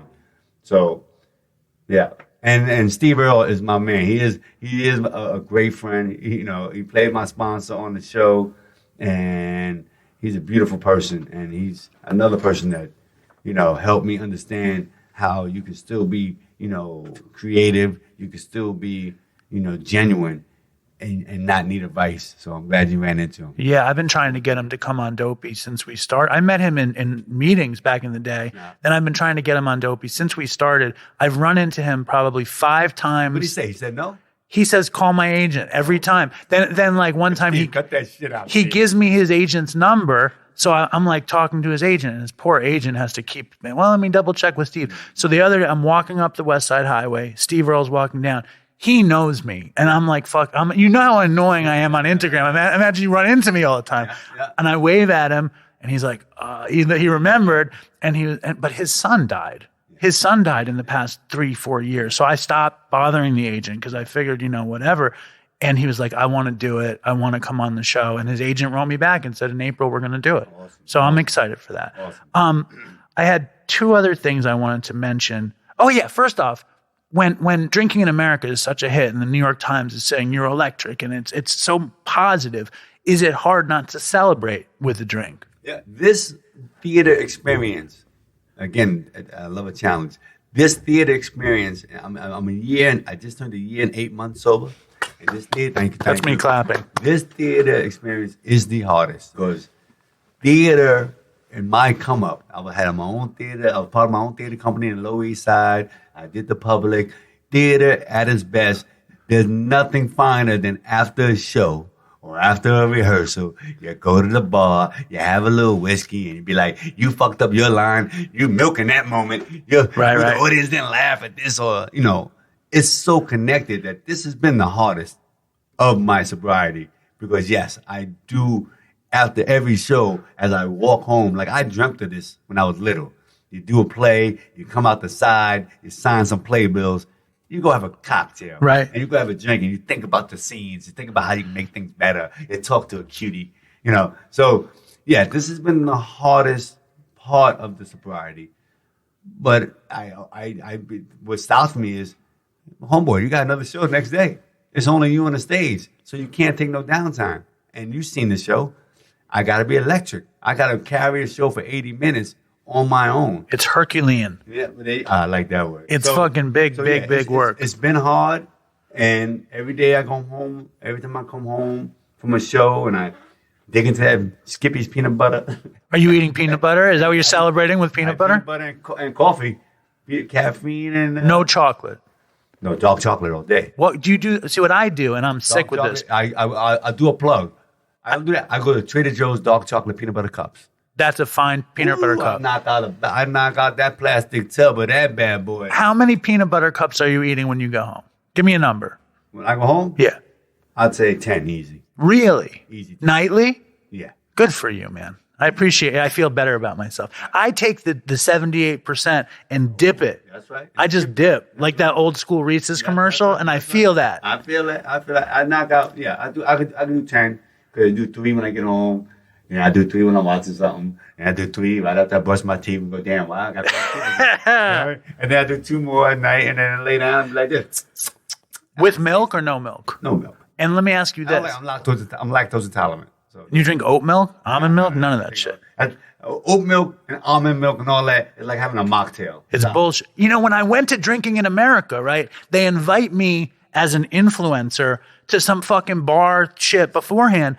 And my wife drinks wine. She drank wine, and they're like, when your wife drinks a glass of wine, are you going in harder? Like always. What am I supposed to do? Honey, drink that glass of wine. I love you so much. No, I never drank. I wasn't. I just fucking did. Drink? I barely drank. I was like a horrible drug addict. I barely drank. Okay. But they have the mocktails. And they had this coffee mocktail on the. I drank like 3. It's all sugar and coffee, and I was like higher than she was. Right, it was fucking amazing. Yeah, they trying to get me. I'm just being a curmudgeon. They try every time I go to a bar with my friends or whatever, and you know the waiter, my friends will shout out, "Oh yeah, he don't want to drink," and they go, "Oh, we have great mocktails." I'm like, "Shut up." Try the coffee sugar coconut milk. Just give me a Coca-Cola. Or just give me a goddamn coffee. I don't want a mocktail. I'm walking around like, now I'm acting again. I'm acting like this is a drink, and it's not. And the drink I had was like some kind of sweet coffee thing. Yeah. If you see one of those, okay, try it. Right. I'm not a mocktail person. It's the first time I ever had. Oh, look at the look you're giving me, huh? I don't drink it either, so it's the fair same enough. thing for you. Right, but it felt like I was drinking some fucking crazy iced coffee with sugar. It was amazing.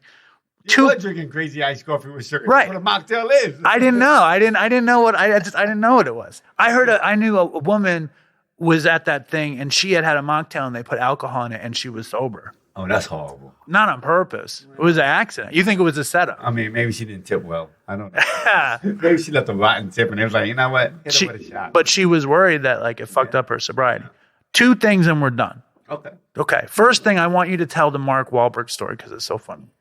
Mark Wahlberg, man. I'm hoping that, Mark is too big to really care. I'm sure he's heard this story. He heard the story before. Maybe that's why I'm not getting a part. Maybe that's why I'm not working with Mark.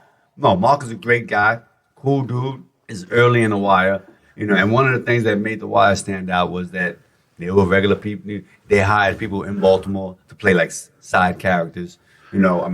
Snoop Pearson. Snoop Pearson's a real person. Felicia Pearson. So people knew that there was a mix of actors and real people in the show that give it this kind of authenticity. Yeah. So after the first season, we go to the HBO parties here and there. And, I think it was like HBO used to have all the fights, right? So all the fights, and you go to Vegas or what have you. And then after, you go to, the post parties. So I'm at a post party or what have you, going to the buffet line.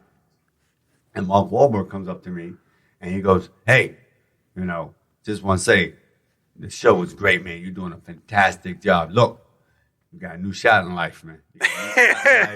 You take this all away, man. You be good to yourself, right? Stay off that shit. And I was like, what? What are you talking about? The buffet? like what shit? And he was like, he gave me a look, and then it kind of hit him. He was like, oh, you're an actor. I said, yeah, I'm from New York, blah, blah, blah. I act. I started in theater. And he was like, oh, shit, I thought you was a real junkie. Amazing. I thought they got somebody off this. I heard because he's friends with Dom Lamondozzi. That's his man. And Mark is the type of dude that I've heard in Boston, whatever, he helps people. Like, he goes, like, yo, I can get you a gig. He was like troubled youth, Mark Wahlberg. He see somebody that's going the wrong direction. He goes, hey, how about I'll make you my script reader, right? Come over here. Let me just show you there's a different path.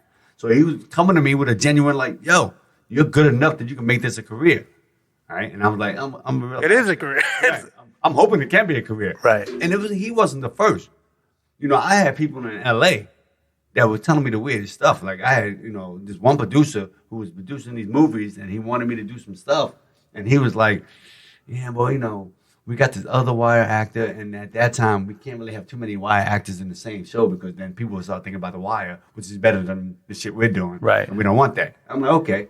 And he was like, you know what might be good for you? Like PR people were like in the room, like, the world wants to believe that Bubbles is now an actor. That's just a better story. I mean, this is Hollywood. So why don't you say that you had some heroin addictions, you had some issues, and now you're an actor? And I was like, wait, so just lie on my life. Like my mom and dad, fuck all. They were like, knowing that Andre is the actor that played Bubbles, that's an okay story. But knowing that Bubbles is now an actor, we can work with that. And everybody was telling me when I got to LA in 2003, before I got the My Name is Earl audition, a lot of casting directors were like, aren't you real? Like, they thought I was a real junkie for real. And I didn't know how to argue that or get mad at that because it's a hell of a compliment. It's the ultimate compliment it's like, and the ultimate disrespect at exactly the same time. If I can't act, then why don't you just give me a role? But they were saying to me that at that time, it's harder for Hollywood to see me now be a teacher, a lawyer, a sex symbol. Right. I'm Bubbles. If you play a leader of a gang, you could be a leader of the cops. A leader becomes a leader in any position. But when you play a hapless, derelict that's trying to survive, he can't be a cop. It took independent films to give me that. Like, I give credit to The Spectacular Now. Yeah. Blanking on the director's name right now. I have no idea the name. He's a cool dude, and he was like... He believed in you. He saw you. He's like, I love Bubbles. You're a great actor. Play this teacher. And all of a sudden, Hollywood's like, oh, he looks pretty good in a shirt and tie. Well, it's like it says that people, let's say you are Bubbles. Yeah. Can't Bubbles recover like you are recovering, I'm recovering, whatever? Can't, like, how many teachers out there were junkies? Exactly, it's a thing. Exactly, but nobody wants to put that brand on their thing. James Gunn was another dude. He put me in Super as a short order cook. And Hollywood has always been a show me town, right? So they're like, oh, he can be a regular guy. But truth be told, whenever I pop up on screen, there's always somebody in the order. Bubs, look at Bubs, he's doing his thing. Right. So it's stuck. It's crazy though, because you're not a heroin addict. I'm not You're not a heroin addict. You're not a street person. Massive hug. You're talking about that third season. I don't mean to jump all over the place, but I want to make sure everybody understands how much of a, like you said, a backhanded compliment, right? But Sam was cool. Sam Jackson was like, I feel like one of my mentors. I aspire to be, as good as he is, and as far as prolific as he is, as far as body of work and sobriety. Right. He saw me. I think I had a chance to be on SWAT, but the scheduling didn't work out. But I came on set, and Sam saw me and ran up to me and was like, "Yo, you did that thing. You did that." Gave me a mad hug, and it was like Gator hugging me. Right. For real, you did that. And I was like, yo, I'm a little burnt out, man. Like it's wearing on me a little bit. He was like, what? Come on, boy. You just got in the game, man. And you got an iconic character. Like, you just got in the game. In his mind, you just got in. And out the gate, you have a character that's going to live forever. You can't complain. Just go back there and finish the job. And as long as you stay at that level of acting, in your craft, you can do anything you want. And I was like, all right, well, give me Tarantino's number, motherfucker. Right. That's my guy. I'm like, okay. But he's, the compliments and the love that I've gotten for Bubs, it means a lot. It's everything to me. And right now, drinking in America, the experience of being on stage, the experience of seeing the audience and how they, gravitate towards my performance and give me the love in New York Times. It's the first time in a long time I felt like I'm doing The Wire again. Right. Or To Leslie, though. To Leslie was brilliant. Leslie was great. To Leslie was the first time. It was in the middle of COVID. Like, it was just coming out of COVID. Me and Mark Maron, who was my buddy, and we were like, let's do this part, man. And Mark thought it was the safest because we were getting tested every 2 days. Yeah, he's very paranoid. In the bubble, so he's like, this is safer than being in a grocery store. I'll do it. And watching Andrea Riseborough. Sick. She was just doing a thing. She just reminded me of Bubs, like going in and committed and being there. It was a brilliant to watch. And at that point, I had thought independent film was over. Like, everything was box office and blockbusters. Everything was, superheroes, Transformers, Disney. Everything was this big. I thought maybe storytelling was, the small indie films were going to die out. So when this came out and I read it, and it's about addiction. Were you sober for that one? Was I sober for that one? Oh, I don't. Because your character was sober. My character was not sober. He drank. He drank, but he was like some crazy acid eater. I do acid. I did all the things. I tried all the stuff. Right. The character. It was a great character. I don't think I was sober. I think maybe I just started. I'm not sure, but I remember just being on the set and just having a good time at doing an indie film, because I think those are great storytellers. I think we did that in 18 days. We're banging it out, and it just felt like theater. It just felt like my craft. So that was really cool. And then to see it blow up and see her get nominated, it's a testament to the audience's loving storytelling. So. But it's interesting, though, how sobriety is always hovering around you. Again, liquor finds a way. And my dedication to playing Bubs and understanding the addiction, I think the universe is saying, well, these parts are going to be good for you. And you'll show your talent over and over and over again. And hopefully it will lead to bigger and better things. And so I think the universe is making sure that, when in doubt, I'll always have a job. Like, when in doubt, you might not be James Bond, but you can be that drunk dude that he talks to in the car. It gives you the information. Well, there you go. I think that's incredible. Now, I have a proposal. Yeah. I don't know if you're going to like this idea. Okay, well, that's a hard way to sell it. Okay, there's a folder on the floor next to you. Could you pass me that folder, please? This is how they start. Now, in this folder, Yes, sir. there is a very short scene from The Wire between Bubbles and Johnny that I transcribed myself on the train on the way here today. Okay. Now, would you play the part with me? Can we read a table reading from The Wire right now? Oh, no, man. You talk to David Simon about this shit? No, definitely not. I've got two scenes. We've got the first scene. They're very short scenes. The first scene was after the money scam. The second scene is after the Copper House scam. You can be Bubbles or Johnny. And I'm very flexible in my acting. You know what? I think to be respectful to my Wire crew, I don't know if I can do this, but I can hear you do it, and I can see if you do a good Bubbles. So you'll do Johnny and I'll do Bubbles? I'll do Johnny. I had Michael Imperioli from The Sopranos, Christopher. He did the same thing. I had him do this. He wouldn't play Christopher, but he played the junkie. Okay, so I'll be Johnny. So you want to do the first one? All right. Yeah, I'll do the first one, yeah. Okay. Yo. Okay. Hold on. I'm embarrassed already. All right, here we go. Sorry. Here. Don't forget, you're a black guy. Yeah, I mean, it's going to be shameful. It's going to be shameful. Okay. You gotta give me Robert Downey Jr. in Tropic Thunder. Yeah. Let's see if we get the shoe polish. Here we go. Yo, you need to pace that shit, man. Yo, Johnny, man, you hear me? I'm cool. Nah, you're going to fall out, man, slamming shit like that one of these days. Yo, I'm trying to give you a little game, man, but you want to pretend like you know something, I know a lot, Bubs. Nah, you green. I'm trying to get you brown, man. You still green. You gonna make me brown?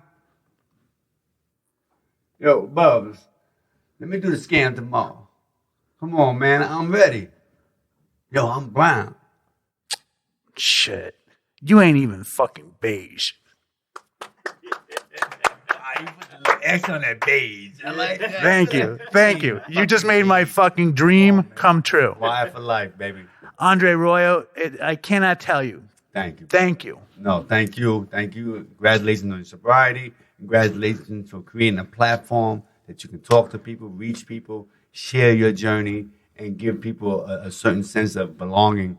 You know, we all got to find our tribe, and, you know, sobriety and being clean, it's its own tribe. It's its own human experience. And thank you for giving people a place to go with that. All right. Drugs, addiction, and dumb shit, man. Bravo. Thank you so much. Because that was some dumb shit right there.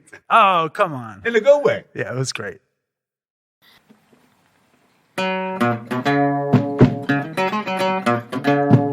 Can you guys believe that? Andre Royo dropping the truth on Dopey. Andre Royo reenacting a scene from The Wire with me where he plays Johnny and I play Bubs. It melts my psyche. But I want to give full disclosure about something. When we were at Time, I was in charge of the gear and I had never used their gear and it got all fucked up.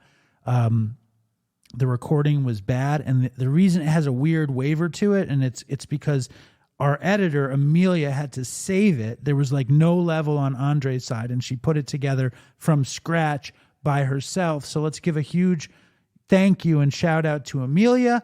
I also want to give a huge thank you and shout out to Claire, our Dopey intern. She's basically running Instagram. I mean, I pick all the memes, so don't go crazy. But Claire is running all the reels. Claire is tirelessly doing work and putting in effort and keeping us young. So thank you, Claire, and thank you, Amelia, and thank you, Andre Royo. Fucking hell. Oh my God, what a thrill. There's been so much talk about Kratom lately. Kratom has been like on everyone's mind, and I got this really, really good email I want to read about Kratom real quick. They said, "Hey Dave, I wanted to jump in on the Kratom conversation in hopes of sparing someone from trying it and ending up in the same situation as me. After 15 plus years of hard drugs and alcohol abuse, I got sober in 2018, which required inpatient rehab. A few months out, I heard about Kratom, I still don't know how to pronounce it, on an alternative wellness podcast and decided it was fine to try. It's herbal, not illegal, alternative healing, etc.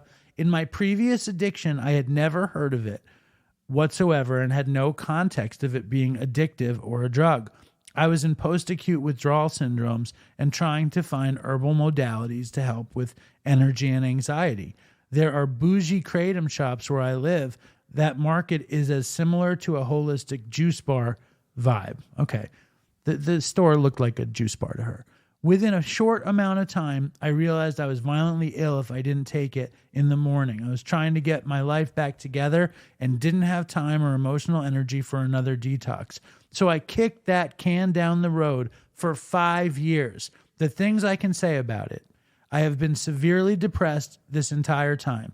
I felt like a zombie and watched my personality fade into basically a robot with no desire to connect with people. I had constant anxiety and daily panic attacks. I was worried constantly about the unknown effects on my liver and kidneys. Spoiler alert, it did have a negative effect, which necessitated me getting off of it.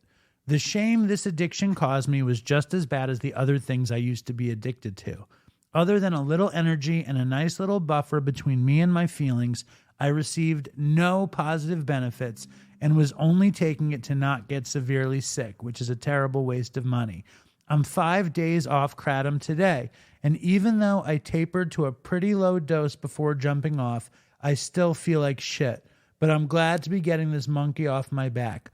Even only 5 days later and sick, I can feel my old spirit coming back to life and feeling more joyful and connected to those around me.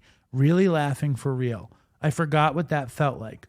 Regardless of how long this detox takes, I'm never taking it again.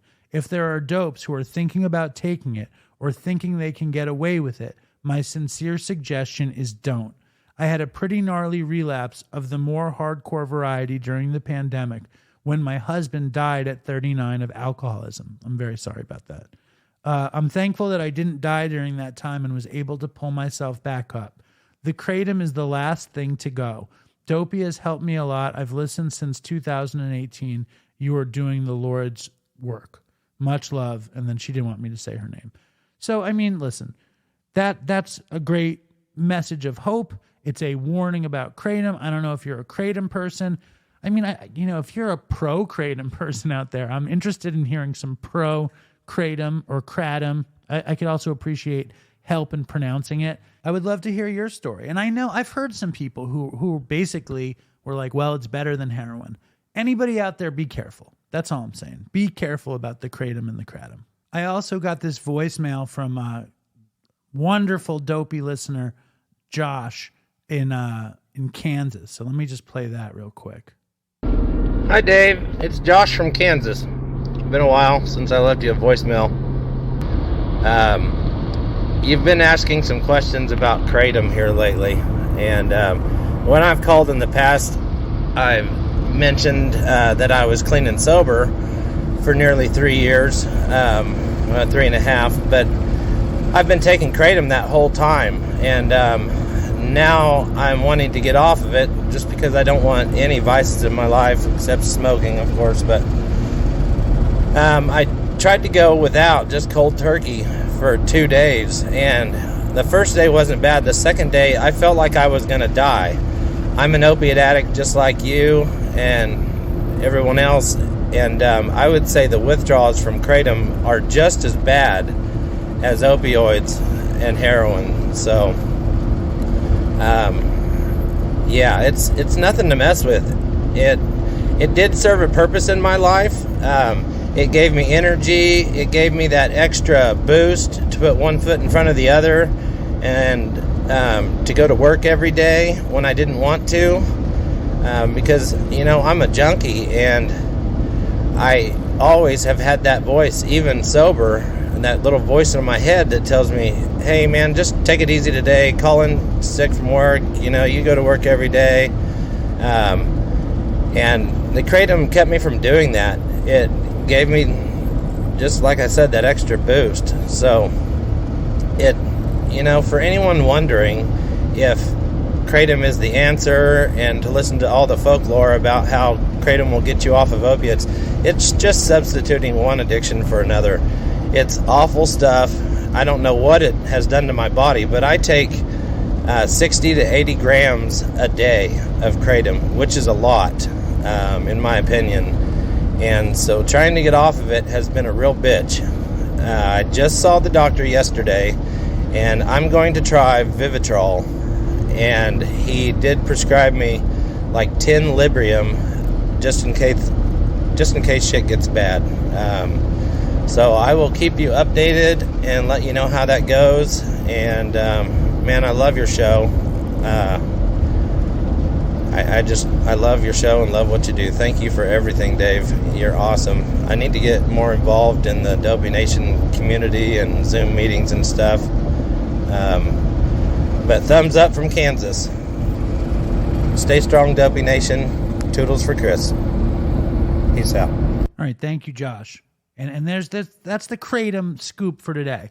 And in Dopey Nation, they're doing a Dopey Nation Zoom all about kratom or kratom or however you pronounce it properly. It's on Thursdays. The Dopey Zoom address is 804-300-586. The password is Toodles. If you're looking for a meeting and you don't want to go to a meeting in person, definitely check out the Dopey Nation Zoom. All of the information is posted on Dopey Instagram, so check that out. So for all the hardcore Dopey Nation folks out there, I know you guys are big fans of my father, and if you really pay attention to what he's interested in, you know that he is obsessed at a criminal level with his NBA fantasy team. And it is the end of the season for the National Basketball Association, which means it's the end of the season for my dad. So here he is back on the show, my dad. Welcome back, Dad. Yeah. Hi, everybody. Hi. It's not criminal, to think about fantasy basketball. That's not criminal. There was a time I remember where you would sit at the computer and pay very close attention to your investments. I'd come into the house and you'd be on some sort of site and you'd be tracking stocks and be very excited about making money. But a few years ago, that all changed. And instead, when I come home, I find you poring over statistics. You might do 3 practice drafts, hours wasted on stats. Are you even paying attention to the inheritance, the legacy, the money that goes to the children and me, perhaps? No, I'm not. Forget the money. The money is over with. Finished with worrying about the money. Now, fantasy basketball is way more important. Way more. Anyway, by the way, the season is over on Sunday. There's today. Well, today I don't know what you're telling everybody, but today is Friday. Tomorrow, hardly anybody's playing, and then Sunday is the last day.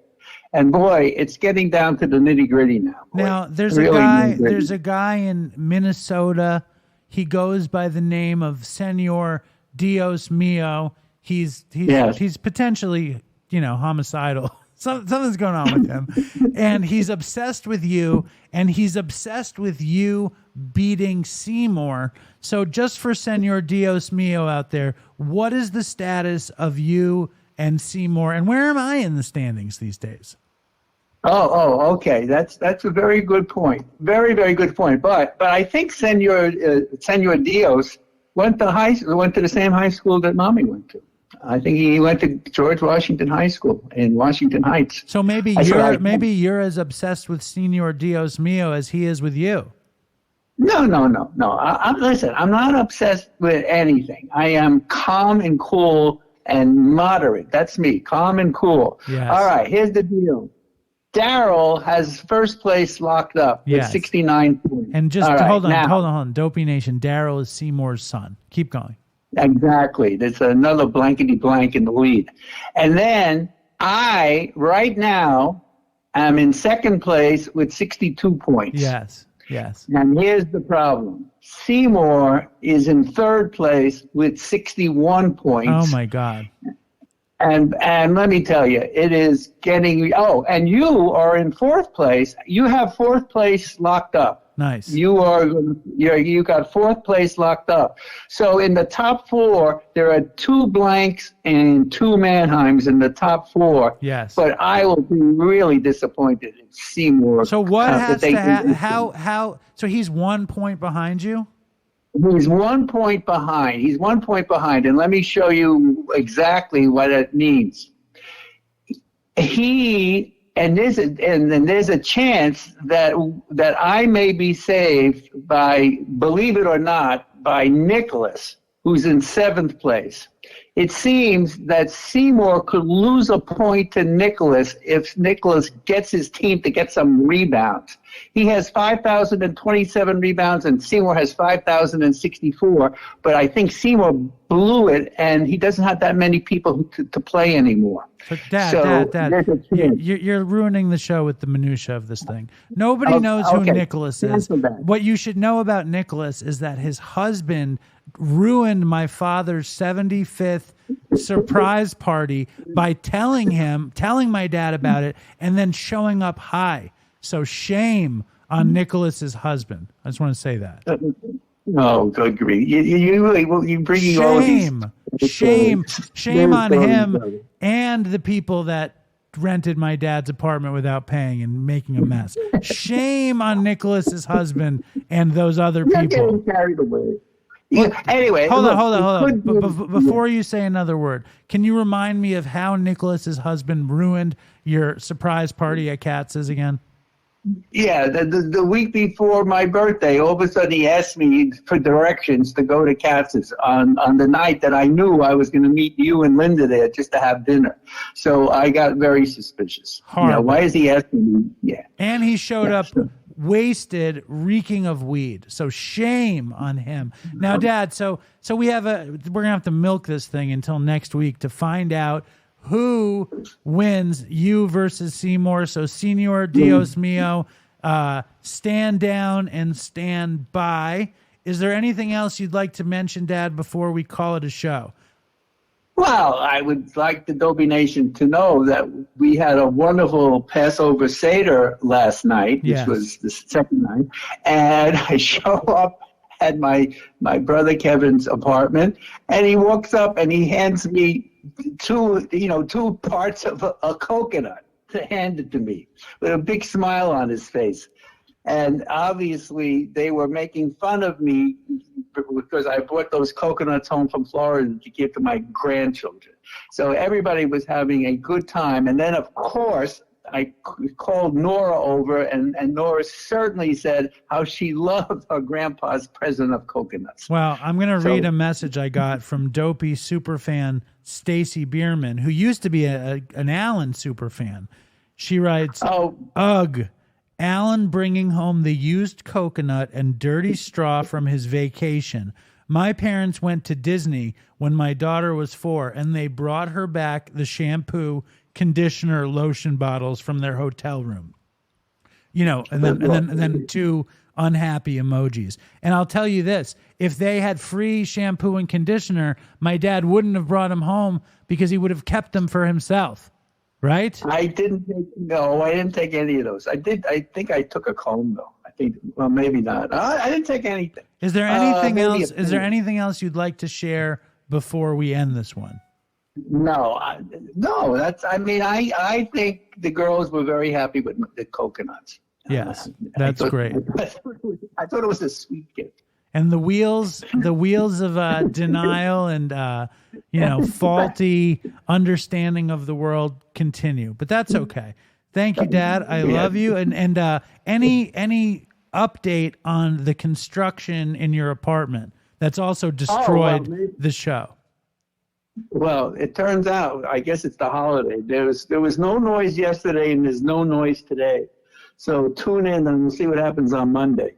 But right now, it's been quiet. I mean, you're right, Dave. You're 100% right. It was really a racket here. Boy, terrible. I just worry about you. It's so loud, and it's like it's in your brain when you're there. It's too loud to be there. Well, you're right. If it's so terrible Monday morning, I'm gonna go out. I hope it's good weather. Yes, I think you're 100% right. So you remember when we were at your house and that guy Doug Bopst came over, the fitness instructor guy? Yeah, yes. We're ending this week's show with Doug Bopst and the new Dopey Fitness Challenge because I'm looking to finally get in shape for this summer. Are you interested in participating in the Dopey Fitness Challenge, Dad? Well, listen, part of my schedule that I'm trying to keep is exercise. But I have a problem that if I overdo it, it's worse. So the answer is most likely I wouldn't be able to do what you're supposed to be doing. Even drinking all that water, I think, was too much for me. Because who can drink so much water during the day? But I would be interested to see what you're supposed to be doing. Yes, and maybe I can modify it. Yes, maybe that's possible. All right, so thank you, Dad. And here we go with Doug Bopst and the Dopey Fitness Challenge. So say goodbye to everybody, Dad. All right. Bye-bye, everybody. And please be good and stay healthy. And toodles for Chris. All right. Thanks, Dad. So it's the end of winter, the beginning of spring. The flowers are blossoming.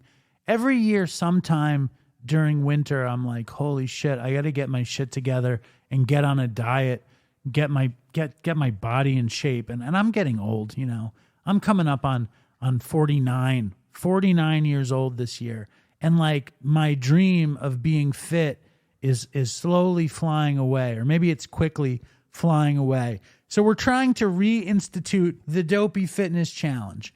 And I met this guy, Doug Bopst, virtually many years ago through Chris, I think. Through Chris and Megan Kenny. Remember Megan Kenny? She had the podcast with her dad. She was from Boston. She loved psychedelics. Anyway, she introduced us to Doug Bopst, who is a fitness trainer, and he's going to take a shot at whipping us into shape. So here we go, Doug Bopst and the new Dopey Fitness Challenge. Now on the phone, we have fitness trainer, podcaster, author, and person in recovery, a new friend of mine, to whip us into shape for the new Dopey Fitness Challenge. And just full disclosure, I'm incredibly fat and gross at this point in my life.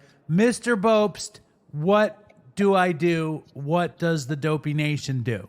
Dave, thanks for having me, man. I'm really excited for this. I would say like the first thing is you mentioned that you're fat and gross. And Yes. I think that a lot of times when people want to make a change and they have a negative connotation as to why they want to change, I feel fat, I feel gross. A lot of times it doesn't work well because you end up thinking is whatever change you're going to make as some sort of punishment, right? So I think it's important to understand reality in that maybe you're unhappy with where you are in your fitness, where you are in your health, but that doesn't necessarily define who you are as a person, and that you have to think about like what's the deep why, what's the emotional connection as to why you want to make this massive change, or anybody who's listening to this, why they want to make this massive change. Is it because they want to be able to walk like their daughter down the aisle? Is it because they want to be able to coach their kids in sports when they're older? Is it because they want to take active vacations with their spouse? Is it because they just want a better way to survive, right? I know a lot of times in early recovery, it's all about survival. So you have to find ways just to survive and figure out ways to manage your emotions. So I think once you can identify that, then it's not the fact that you're doing this because you're fat and gross. Now you're doing it because you believe in yourself enough that you want something more for yourself. And then you can start to build off of that and then progress forward instead of like thinking of this as some sort of punishment. Because if you think of it as a punishment because of who you are, I mean, people quit all the time because they don't see the value in it. Well, but I mean, just because I'm doing it because I think I'm fat and gross doesn't mean it's a punishment. I'll tell you, I'm going to break it down. Full disclosure. Okay, it's a couple of things. First of all, I think I've only been close to happy with my physicality one time, and that was after months of keto, probably destroying my heart and body in another different way. And the other thing is like, we just started shooting videos for Dopey, and someone sent me the video they shot, and I looked at myself in the video, Doug, and I looked fat and gross. Isn't that enough?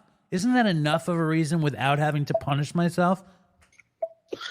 I mean, yes. I just think that I'm active. I do hundreds of push-ups every day. I could walk from here to eternity, but I'm still fat and gross. So what the fuck do I do? I think you just have to get crystal clear on your habits and what you're doing every single day. And you have to set some realistic goals. And what I mean by that is, okay, let's just say for the sake of argument that you calling yourself fat and gross doesn't have this negative connotation that it can for other people. I want to address that. So you got to figure out, okay, like what is it that I'm currently doing today? You mentioned you're doing push-ups. What are some other things you're doing? How are you eating? What's your hydration like? What's your sleep like? All right, how much are you moving your body? I'm gonna give you today. All right, because Let's night, yesterday was a fail.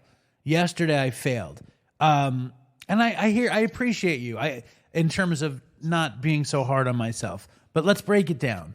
I like to tell people that I do well during the day and badly at night. But yesterday I did badly during the day also. I decided to splurge and take my daughter to Starbucks before school, and then I wound up taking her friend and our other daughter, and I was just going to get a black iced coffee, but instead I got the shaken espresso brown sugar with oat milk drink.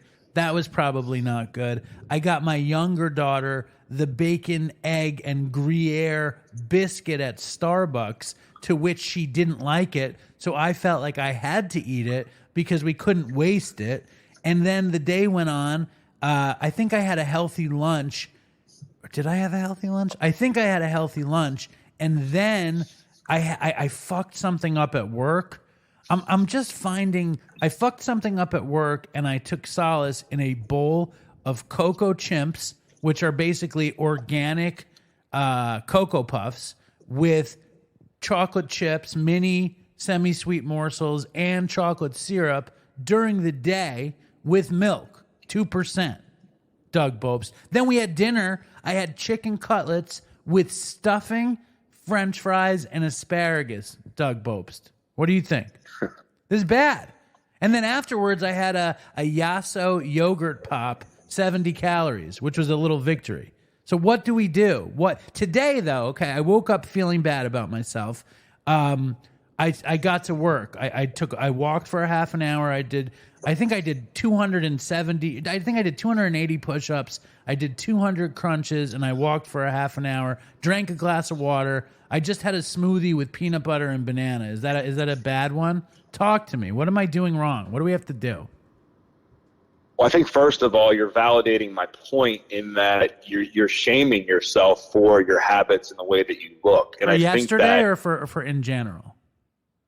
Well, I think just not. I mean, I know you. I think well enough to know that you are hard on yourself, and you do in many ways set a high standard for yourself, and that when you don't live up to that or you do something that's out of alignment with that, you feel ashamed with yourself. And I think that's why taking it one day at a time in the health and wellness space, just like in recovery, is so important, because there's two things. A lot of times we future trip in the health and wellness space too. What I mean by that, just like when you walk into your first AA meeting, NA meeting, and you see somebody who's 10 years sober and you're like 2 days sober, you're like, how the hell am I going to make it to 10 years, right? How am I going to make it to 5 years? I can't even barely make it 5 hours. And then you future trip, and then people are like, well, I might as well not even do it, because that just seems so impossible to me.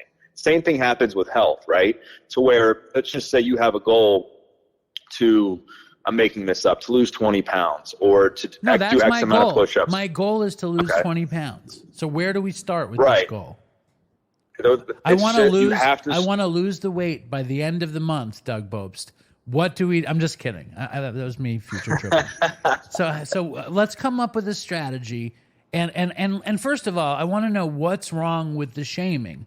Like, I find that shaming is a great motivator for me. Not good. This is not a healthy maneuver.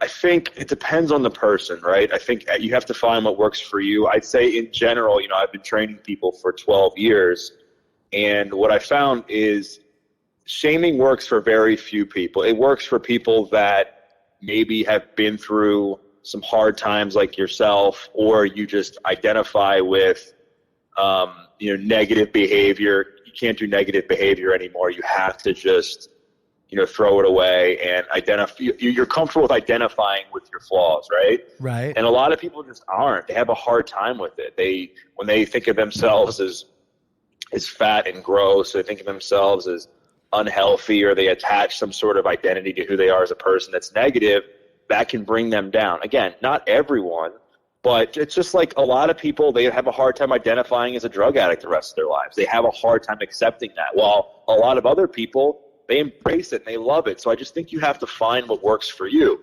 And I think developing self-awareness around what you're doing, like you just said to me today about yesterday, which is great, because it's twofold. You identified what you were eating. You identified why things snowballed. You mentioned stress at work. You mentioned, how you just built upon your unhealthy choices because of shame. And doing all these things. That's good, because most people have no awareness around that. So with that said, it's like, all right, one day at a time, like, what can you focus on today to be healthier than you were yesterday? Is it eating a little bit less than you did yesterday? Same types of foods, but less. Is it moving more? Is it walking more? Is it drinking more water? I mean, I would say a good start for you, what I always tell people is to make sure you're drinking at least half your body weight in fluid ounces in water, making sure you're aiming to get a gram of protein per pound of goal body weight. So if your goal is to get down to 180 pounds or 150 pounds, then you would eat 150 grams of protein or 180 grams of protein, because protein obviously helps you build muscle. It helps with satiety, keeps you fuller longer, and it's just a really important thing to focus on. Satiety? That's being satiated, right? Satiety. That's a good word. How do I figure out how many grams of protein I'm eating? Again, I think it comes down to awareness. And, people can either look at something like MyFitnessPal, or they can look at like an online calorie counter, and that's one way. For people who don't, it can be kind of tricky. I mean, I would say that typically like a 4-ounce chicken breast has like 25 grams of protein roughly. How do you know that? Because I've been doing it for so long that this isn't, it's not my first rodeo. And so I'm like kind of crazy in the sense where I can remember a lot of how much protein certain foods have. Like eggs, for instance, a whole egg has roughly like 6 to 7 grams of protein per egg, just depending on the size of the egg. Same thing with like turkey breast. It's about 4 ounces, is around 24, 25 grams. And the reason that it's harder to really get clear on what you're doing with health when you're eating a lot of processed foods is because like I just said, it's easy to count and figure out like how much protein you're getting in from a chicken breast. But when you throw in like a bacon, pickles and mayonnaise and everything else, then you got to figure out, well, shoot, how many calories in the burger, how many calories in the bacon, and then it's like it's almost like you're doing mental gymnastics to try to figure out like what it is you're eating. And a lot of people will give up that way. So, all right, well, this is the first week of the Dopey Fitness Challenge. So wherever anybody is at in the Dopey Nation, last time we tried to do this, it was with Jeremy Jackson from Baywatch, and his big thing for us to do was to drink. I think he wanted us to drink like half a gallon of water a day, and that was it for the first beginning. I think I might have done it like for a day or something. What can we suggest as a start? Let's say this is week 1. What do we want to see? First thing is, don't shame unless it motivates you. I mean, Amy Dresner says, fuck shame. Sometimes shame is a great motivator for people. For me as well. I sometimes the shame, it's like the fire that keeps me going. But I'm going to put the shame aside because ultimately it probably doesn't serve me. So what would you suggest for week 1 for the Dopey Nation? We'll take the Jeremy Jackson water suggestion. We'll build that in. What else?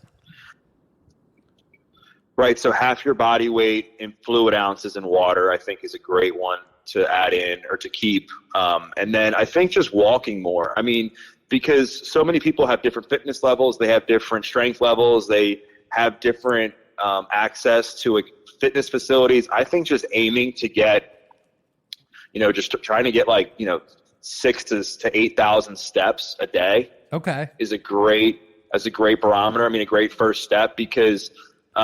With so many people now, even a lot of people that I know that are newly into fitness are wearing Fitbits, they're wearing Apple Watches, we have iPhones. If you have a smartphone, I'm pretty sure I've never had a Droid or a Google phone, but I would imagine that they have an app similar to the iPhone where it tracks your steps, where it'll tell you how many steps you walk every single day. And the way to do this is you don't necessarily have to go outside and say, I'm going to go for a walk. I mean, that's one way. Another way is, after a meal, set a timer and go for like a 8 to 10 minute walk after each meal. Or it's to take your dog for a walk or your family or whoever and just add in a few more minutes than you would before. So if you normally go for a 15-minute walk, try to go 20 minutes. Try to go 25 minutes, whatever it is. And the other thing is like when you're going to a store, I think it's human nature because we're in such a rush to try to get in and out of the store as fast as possible, which again, I don't blame people because people are short on time, but I would park as far away from the store as you can. That's a great additional way to get extra steps in. The other thing too is if you're able to and you don't have like knee pain and stuff, taking the stairs instead of the elevator is a great way to get additional steps. So these are a few ways to create more movement in your life without having to do much. Because the reality is people are busy, people are short on time, people are stressed. So adding in steps wherever it's already convenient for you is the best way to do it. Like if you're going to take the elevator, taking the steps isn't going to really inconvenience you that much because no matter what, you got to go up some floors, right? Just like taking your dog for a walk and going a little bit extra isn't going to be much of an inconvenience because you're already walking your dog anyway. Right. Parking further away from a store isn't going to be much of an inconvenience because you're already going to the store anyway. So I would just start there, build off of where you're at, aim, like I said, for 6,000 to 8,000 steps. If you're already doing that, great. Try to get 10,000. If you're already getting 10,000, you're doing amazing. Try to move a little bit more. All right, so we drink water, we add steps. dude, my dad lives on the 21st floor. Am I going to have to do 21 fucking flights? Is that what you're suggesting? Well, I mean, for people like you live in the, I mean, you live, I know you live in Long Island and you come to the city. So I'm sure you get a fair amount of walking in the city when you're there. Well, I've been switching from escalator to stairs at every turn. And I'm trying to add more walking, but I'm going to start, definitely I'll go down the 21 flights. Going up, that would be next level, I think. Maybe that's week 4, going up the steps, 21 flights. Maybe that's a week 4 goal. Yeah, because a lot of it, listen, there's a lot of parallels, obviously, between food addiction and unhealthy, fitness habits and drug addiction, right? A lot of it comes down to behavior, habits, rewiring the brain, being consistent, being disciplined. And so that's what we're trying to do here, is to build discipline, build habits, because let's face it, I would say that most people listening to this know that exercise is beneficial for them. I would say most people listening to this know that you should drink more water and that you should eat vegetables and eat protein. But a lot of people have trouble like building the discipline and habits to make these things last, right? And especially for people that, like myself, like you, have struggled with drug addiction, where we become fixated on instant gratification, or we want to do things and see results just to get an external thing and then kind of just move on to the next thing. It's important just to build a foundation that's going to last a lot longer. All right. Well, Doug, I think this is a great start to our fitness challenge. If you want to hear more of Doug Bopst, he has a podcast called The Adversity Advantage, which I'm going to turn up on very soon. He's coming to tell his full gnarly arrest dopey story very soon. He's got 3 books. What are the books, Doug? I know that one is The Heart of Recovery. What are the other books? The Heart of Recovery, Faith, Family, Fitness. Yes, Faith, Family, Fitness. And From Felony to Fitness to Free. All right, lots of F's. From Felony to Fitness to Free, Faith, Family, Fitness, and The Heart of Recovery. And check out his podcast, The Adversity Advantage. And thank you for doing this, Doug. I think we're going to whip myself and the Dopey Nation into some serious shape.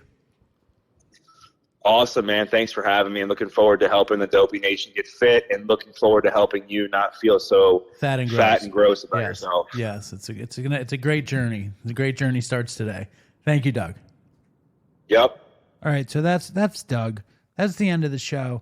Full disclosure, I recorded the Dopey Fitness Challenge thing a day before Passover, and I ate like a pig at Passover. Macaroons, brownies, my Uncle Kevin's brisket, kugel, just, whatever. I ate too much. But today I've done good. Just grilled chicken. I'm fucking going for it. Protein, water, all that shit. Anyway, thank you, everybody. Thank you, Doug Bopst. Thank you, Dad. Thank you, Andre Royo. Thank you, Emily. Thank you, Josh. Thanks to everyone out there who's participating. Thank you, Dopey Nation Facebook administrators. Thank you, Katie B, for all of your tireless efforts. Thank you, Butchie, for coming on the Patreon. Thank you to all the patrons. Thank you to Ray Brown, who's flying across the country, hiking with Steve Schneider in Tucson, Arizona. Thank you, Steve Schneider, for keeping Ray Brown company. Thank you, Stephanie Roberts, for all of your Dopey Zoom business. I got this note from Stephanie. I'm going to read it really quick. There's a guy who started coming to Dopey Zoom during the recent marathon, and he's like Scott Wick 2.0. I don't know if that's a good thing. He was still smoking weed for the first several days, and then he decided to quit. Tomorrow he will have 7 days off of the devil's lettuce. It would be badass if you could shout him out on the show. He's obsessed with Dopey Podcast. His name is Daniel M. He is a rock star. Congratulations, Daniel M. And thank you, Stephanie, and thank you, everybody. Thank you, Amelia. Thank you, Claire. Thank you, Cormac. Thank you, Dopey Reddit, for putting up more shit. Follow us on Twitter, Instagram, and everywhere else. Stay strong, Dopey Nation, and fucking toodles for Chris. All right, I'm going to play this song, but only because I think it'll make me a little bit tired. I'm just going to start an outro.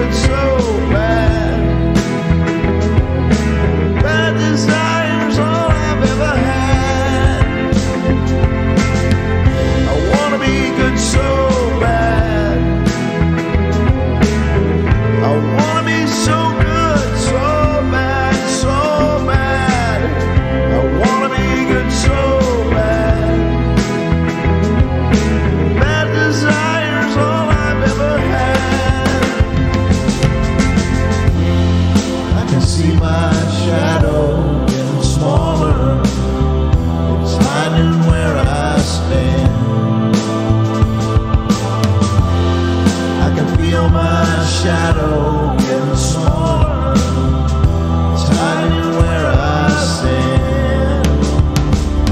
I can see my shadow. I can see my shadow.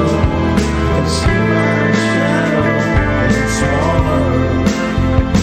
I can see my shadow. I can see my shadow. I can see my shadow getting smaller.